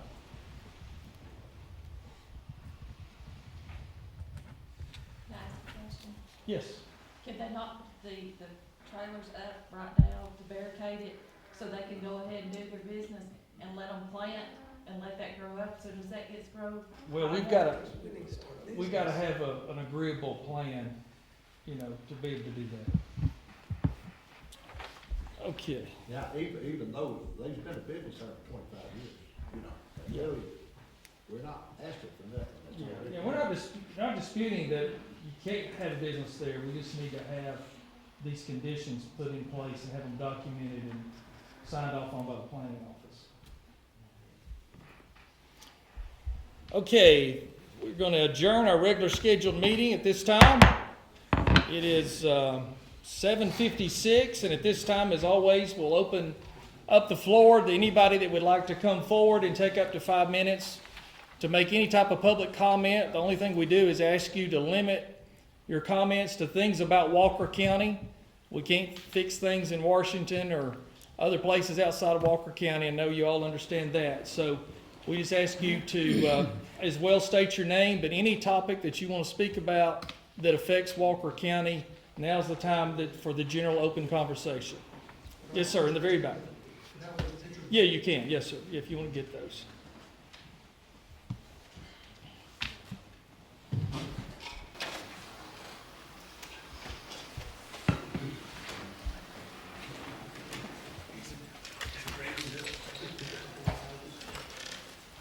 My name's Gary Williams. One quick question, is it mandatory that we sign in or print our name on the sheet of paper? We have to keep a record of who all attended the meeting for the minutes, yes. It is mandatory that you do that? Well, it's the best practice to have. Is it mandatory, sir? That is, do you have to sign in or do you have to put your name on? We'll have to get back to you with an definitive answer of that. But if someone's gonna come to a public meeting, I don't know why they wouldn't want to put their name on the paper that they were in attendance. Because I get up here and state my name for one, It's just when part of the I record. talk. But I just want to know if it's mandatory. Just let me know. When can you let me know that? The attorney can get with you, as soon as he can get that answer, you know, give him. Tomorrow sometime? You want me to He's got some call? other projects that's very time sensitive that he's working on, so give him a week and he'll get back to you on that. I'm glad you folks stayed around. I don't know if you've noticed, your property tax has increased since 2016 to 2019 by 1.986 mills. So please go home and figure that out, okay? Because in the little paper that you got, it said that your millage rate for 2019 decreased slightly. And that is true. It did decrease slightly for 2019. Mine decreased. If you'll go home and figure what you paid, this is county M&O. County M&O. If you'll figure what 2018, 2019, take the difference. And mine was 67 cents difference in a decrease. But over the past 3 years, if you'll figure it, or if you'll look at it from 2016 to it has actually increased 1.986 mills, which is an increase in your taxes over the problem we had. I got a problem with the blighted properties. I've talked to Mr. LeGee some. Y'all are going after those houses that are blighted, but there's 6 of them, I believe, that are going to be taken down by the county, using our county dollars to do that. But is there any, have you looked at the cost that will cost us taxpayers to do that? Well, what has taken place, for everyone that's not familiar with this, what's taken place is there is a legal process and procedure that the property owner is served notice that they have a blighted structure. It gives them an opportunity to address that blighted structure. And then they actually go before the court system to the magistrate judge. The judge gives them an opportunity to come into compliance or give reasoning or justification.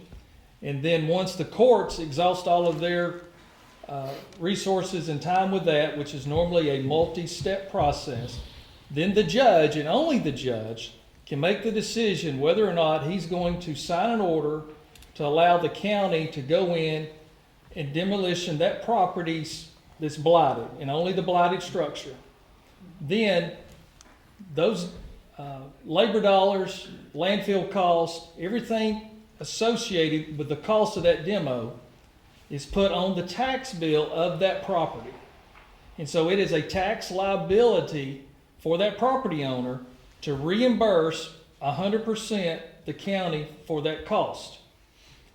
Then that's passed to the tax office, to the tax commissioner, and then that's part of the duty of the tax commissioner is to collect taxes that are levied against property. And then at that point in time, the tax commissioner has the authority to do their job and at any given point work out any type of arrangements that they see fitting. Property owner can come pay it, or the tax commissioner can place that property into a tax sale. You're correct. But who made that law that the judge is on? You made that law. You signed that ordinance. You are the one putting the people, making a burden on the people for these properties. You are the one that signed that ordinance. The judge is just doing what you put in place. So let's look at this. So if that person, you put a lien on that place and it goes taxes, okay? All right. If it's a abandoned property or just not worth anything, what if it goes through the process and they don't pay their taxes on it? Is what I'm getting at. After 2 years, from what I understand, then it can go on the courthouse steps to be sold.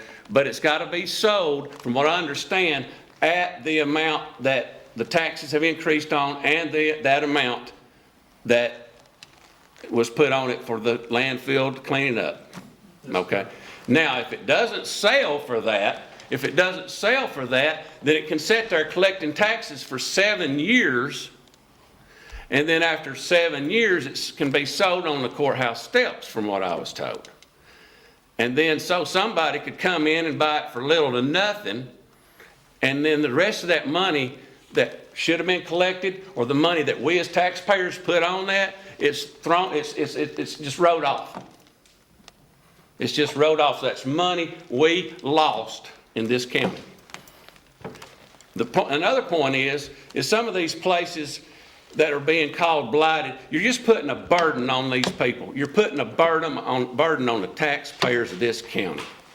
Folks, I've got something here wrote up on something that Mr. Whitfield supported, a tax district up around Rossville area. I want you to read. I'm going to hand this out. If you want it, please read and see what this administration is doing in this county. I disagree with it. Thank you. You know, the blighted structure that we have as an issue in our community, there's over 300 that have been documented as blighted structures. And these are the structures that a lot of times are caving in. The roofs have collapsed. Many times trees, vegetation growing in them.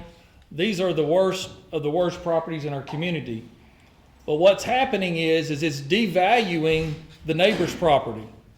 And so what's happening is these neighbors that keep their houses nice and take care of their residents, their values are dropping as this blighted structure becomes more blighted. And so tens of thousands of dollars are being lost by the neighbors where they have worked their entire life to have these homes and have spent 15, 20, 30 years paying for them, thinking that it was an investment for it to go down. because another neighbor has a blighted structure that is collapsing and falling in on itself. And so that's what we're trying to address. There's been a lot of people that have come forward complaining about this. And so we did make some changes in the ordinance to get this out of state court.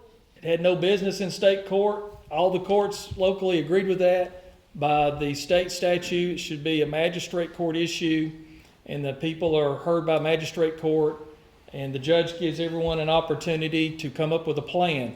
There was 12 that was submitted originally. Out of those 12, there are 6 of those that have plans where they're working to get those in compliance, and the judge is giving them time to do that.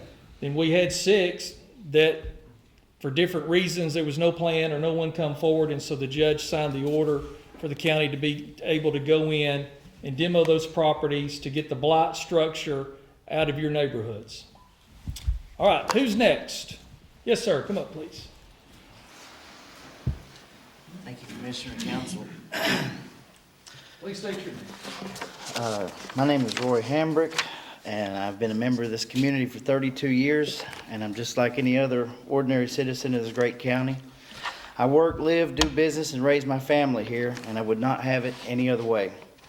On December 4th of 2019, a bill was introduced in our state capitol from Senators James of the 35th, Orrick of the 36th, Williams of the 39th, and CA of the 34th, entitled Senate Bill 281, to amend Article 4 of Chapter 11 of Title 16, Code Section 15-11-2, and Georgia annotated relating to dangerous instrumentalities and practices, definitions regarding juvenile code, and reporting of students committing prohibited acts, respectively, so as to prohibit the possession of automatic weapons or semi-automatic weapons which shoot or are designed to shoot automatically more than 6 shots without manual reloading by a single function of the trigger, and et cetera, on the bill.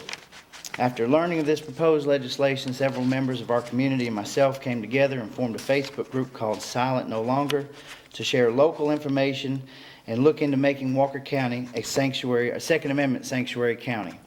After speaking with other residents and forming the page, the entire movement had spread exponentially in a very short period of time. And since the idea and the group's inception, in just a week, we went from 15 members to over 1,200, and a robust online petition with almost 1,500 signatures, as well as a paper petition enacted and solicited in Lafayette outside the courthouse, which got at least 51 signatures within a 3-hour period, virtually by word of mouth. We've also learned that several neighboring counties are also involved with organizing groups and ordinance legislation for their counties to become Second Amendment sanctuaries. We are now linked up with Chattooga, Whitfield, Gordon, Murray, Polk, and others. As of this moment in time, there are at least 2 counties in the state of Georgia that have become sanctuary counties, which are Habersham County and DeSoto County. This movement has been completely organic and non-monetary for Silent No Longer. We are the citizens of Walker County, and we are making a stand to let all elected officials know that the Constitution, Bill of Rights, and the amendments with a special imperative to the Second Amendment are not just mere laws that can be changed, undone, or eradicated, but we recognize that they are the supreme law of the land and they shall not be infringed upon. We are asking our city, county, and state elected officials to recognize this movement and adopt a sanctuary bill to be ordinance for Walker County to ensure the Second Amendment will not be infringed upon for all of its legal, law-abiding citizens. We have brought a proposed ordinance from Whitfield County as well as a proposed drafted ordinance for Walker County to be looked at and shared as a roadmap for sanctuary. We also have a copy of the current bill, SB-281, for reference, as well as what we have for our paper petition that we, as the group, are moving forward. We are this community, and we believe in America and all the principles that have formed and shaped us into who we are and what we stand for and live by. Our right to bear arms and protect ourselves, our friends, our family, and our community from any form of tyranny should not be infringed. I urge all of you to take a close look at this situation and join with the community to make this a reality through the legal process and as quickly as possible. Thank you for your time. I'll give you this information. And I want to commend you for getting involved and stepping up and bringing this to the attention of our community. I was not aware of this until just recently, and a lot of that was due to your efforts and your team members of bringing this forward. So thank you for getting involved and bringing this up. I'm personally very pro Second Amendment and our freedoms and our constitutional rights, and thank you for providing this information. We're definitely going to take a hard look at this and see what we need to do. All right, Thank you. Appreciate you. All right, who's next? Anyone else? Oh, yeah, come on up.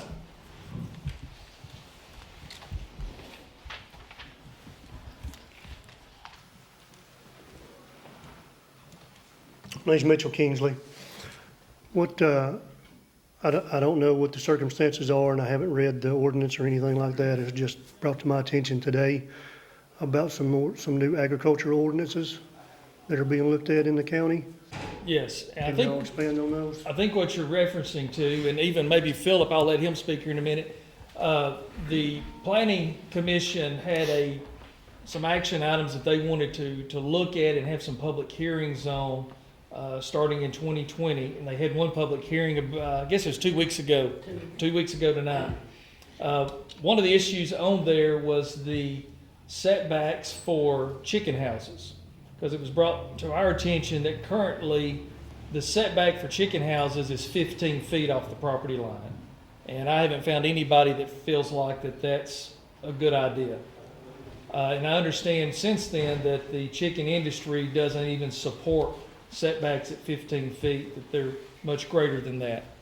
Also, we've had quite a few requests for people wanting to build yurts in our community.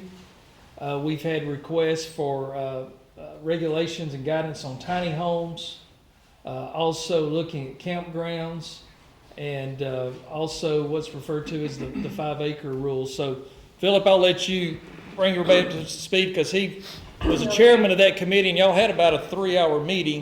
We did. And we're going to be having some more. So there's not a draft ordinance or any action at this time. This is something that we've been seeking community input for. Is it all right if I see you and let him talk? Yes, go ahead. Yeah, that's fine.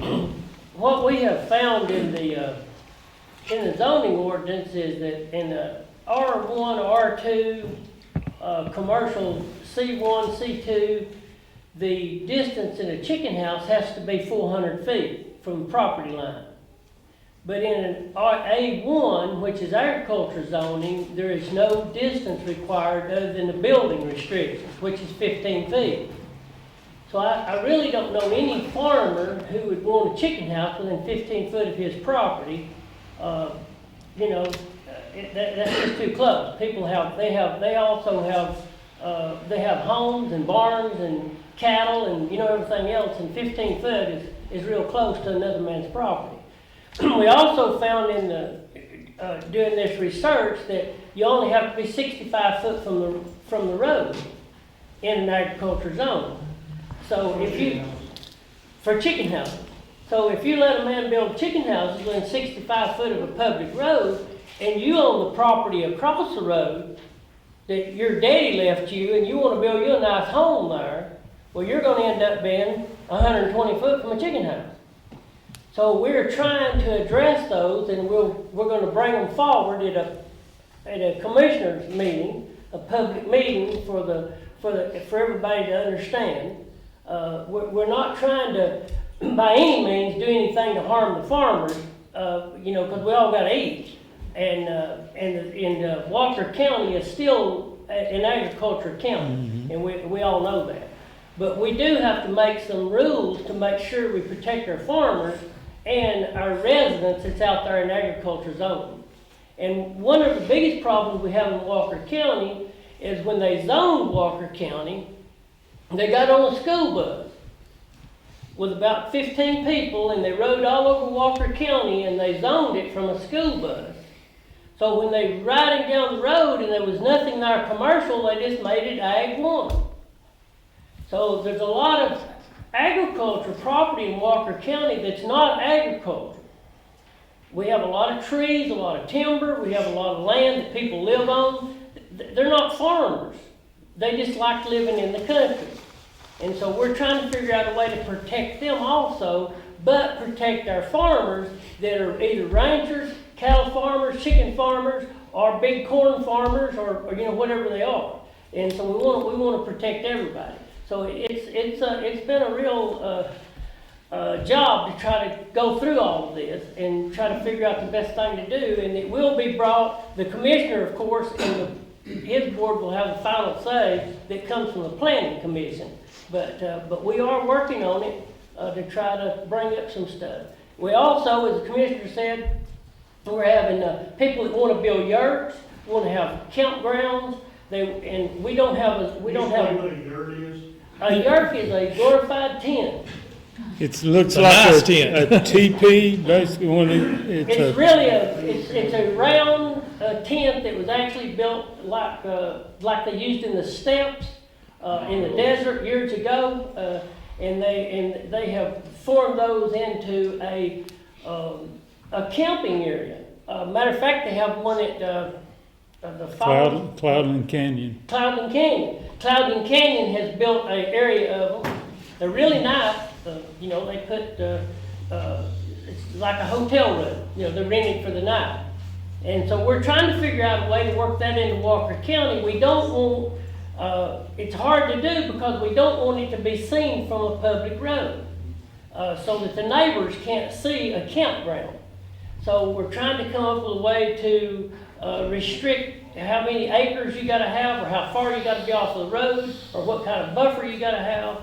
And we want people to do it, we just don't want it to be right out in the view of everybody, RVs and tents and things like that. So we're working on a lot of things, trying to protect everybody. And some of this has been driven by, since I have been the chairman of the board, we have had numerous people come to us with problems in their communities. We have figured out, a lot of people have figured out how to circumvent the law. And so we're trying to fix it so that it'll work for everybody. Thank you. So if anybody's not, no, there's not even a draft yet. No, What's the usual mode of information to the public besides the messenger? The best way for people to stay informed is our Facebook page. If you'll follow and like the Facebook page, and then also Joe's making updates to the website on a daily basis, but there's still ongoing conversations about this, and we want more of the farming agriculture community to have input into this. I think there was probably 40 plus farmers or so that was at the first meeting, and there's going to be some more, because we want to figure out what works and what's agreeable to the agriculture community that makes the most sense, that everybody can live with, because agriculture is our number one industry in our county. Absolutely. And the poultry industry is probably the largest of all of that. So it's very important that we protect that and keep that, but we just have some concerns with an A1 zoning being 15 feet. We're not sure that really makes the best sense. For a structure to be built for property line? A chicken house. Chicken house only. Chicken house. Any structure. Any structure. You could, in A1 zoning, if you pull up the rules, you'll find out that all you have to be is 10 feet or 15 feet from the property line. Yeah. You have to be the same thing from the back. So if you're building your little building right in the corner of your neighbor's property, you just got to be 15 feet each way. It's basically, in agriculture zoning, the rules are almost like subdivision rules. And I really don't think that works too good, out there in agriculture zoning. Now, as far as the yurts, again, the state park up there on the mountain, they've got several, and they've done a really nice job with the yurts. And so we have collaborated with them and have learned some things, because we've got some active requests for people that's wanting to set up multiple yurts in an area like a campground setting, and we don't have a zoning or a guideline for that, and so we want to get that created as well, so they can move forward with their project and make a tourist destination for our county for those. Yes, absolutely. Absolutely. Life safety. Absolutely. All right, anyone else like to speak tonight? I'm just going to stand right here, Shannon. My name's Robert Blakemore, and I just want to tell you, when Mr. Wilson comes back up, I hope you take into consideration They've been in our area, in our community, as far as I remember. They're good friends with the Blakemores. There's nobody I've ever heard say a harsh word about them. They're not gonna bother nobody. They're trying to make an honest, hard-working living. Yeah. They're not gonna bother us all. Yeah. And I hope you take this into consideration. Yeah, we just need to work out the buffer. The longer you hold them up, the worse it's hurting them. All right, anyone else? Anyone else? Oh, I'm sorry, I'm so sorry. I'm not used to people being over here on this side. I'm Jerry Wilson, and I'll be in business partners on the Okay. 5665 Highway 183. I didn't want it to come to this, but the people that come to the meeting and everything, they're on planned vacation. Their land ties directly into it. They have no problem with it and everything. And we've been trying for months and months and months. We got customers waiting, and hate's the only thing holding us up is hate. Their father, I've been there for 20 plus years working down there every day. Their father pulls in, stops forklift traffic. We have to call, say, can you get your father, please?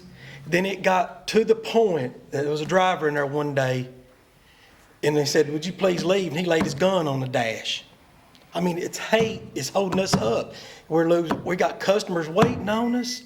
Please. I mean, my gosh. I mean, it's just hate is the only thing. Hate's holding us up. And they, it's all it is. It's hate.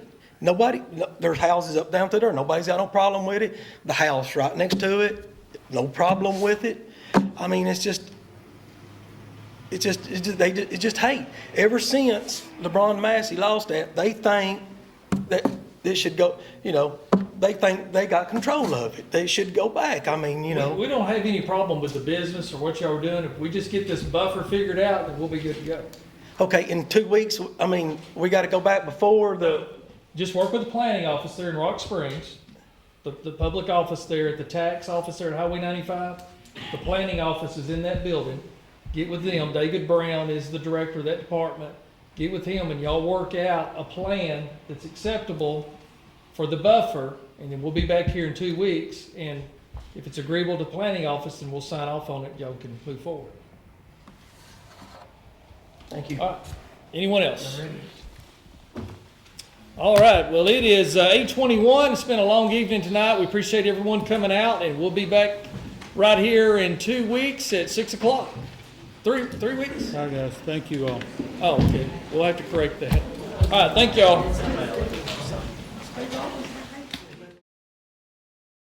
How do I take the 2020 census? In March 2020, you'll receive an invite to a simple questionnaire. You can complete it online, call by phone, or send it by mail. If you don't respond, a census taker will follow up and assist you. Shape your future. Start here. Visit 2020census.gov.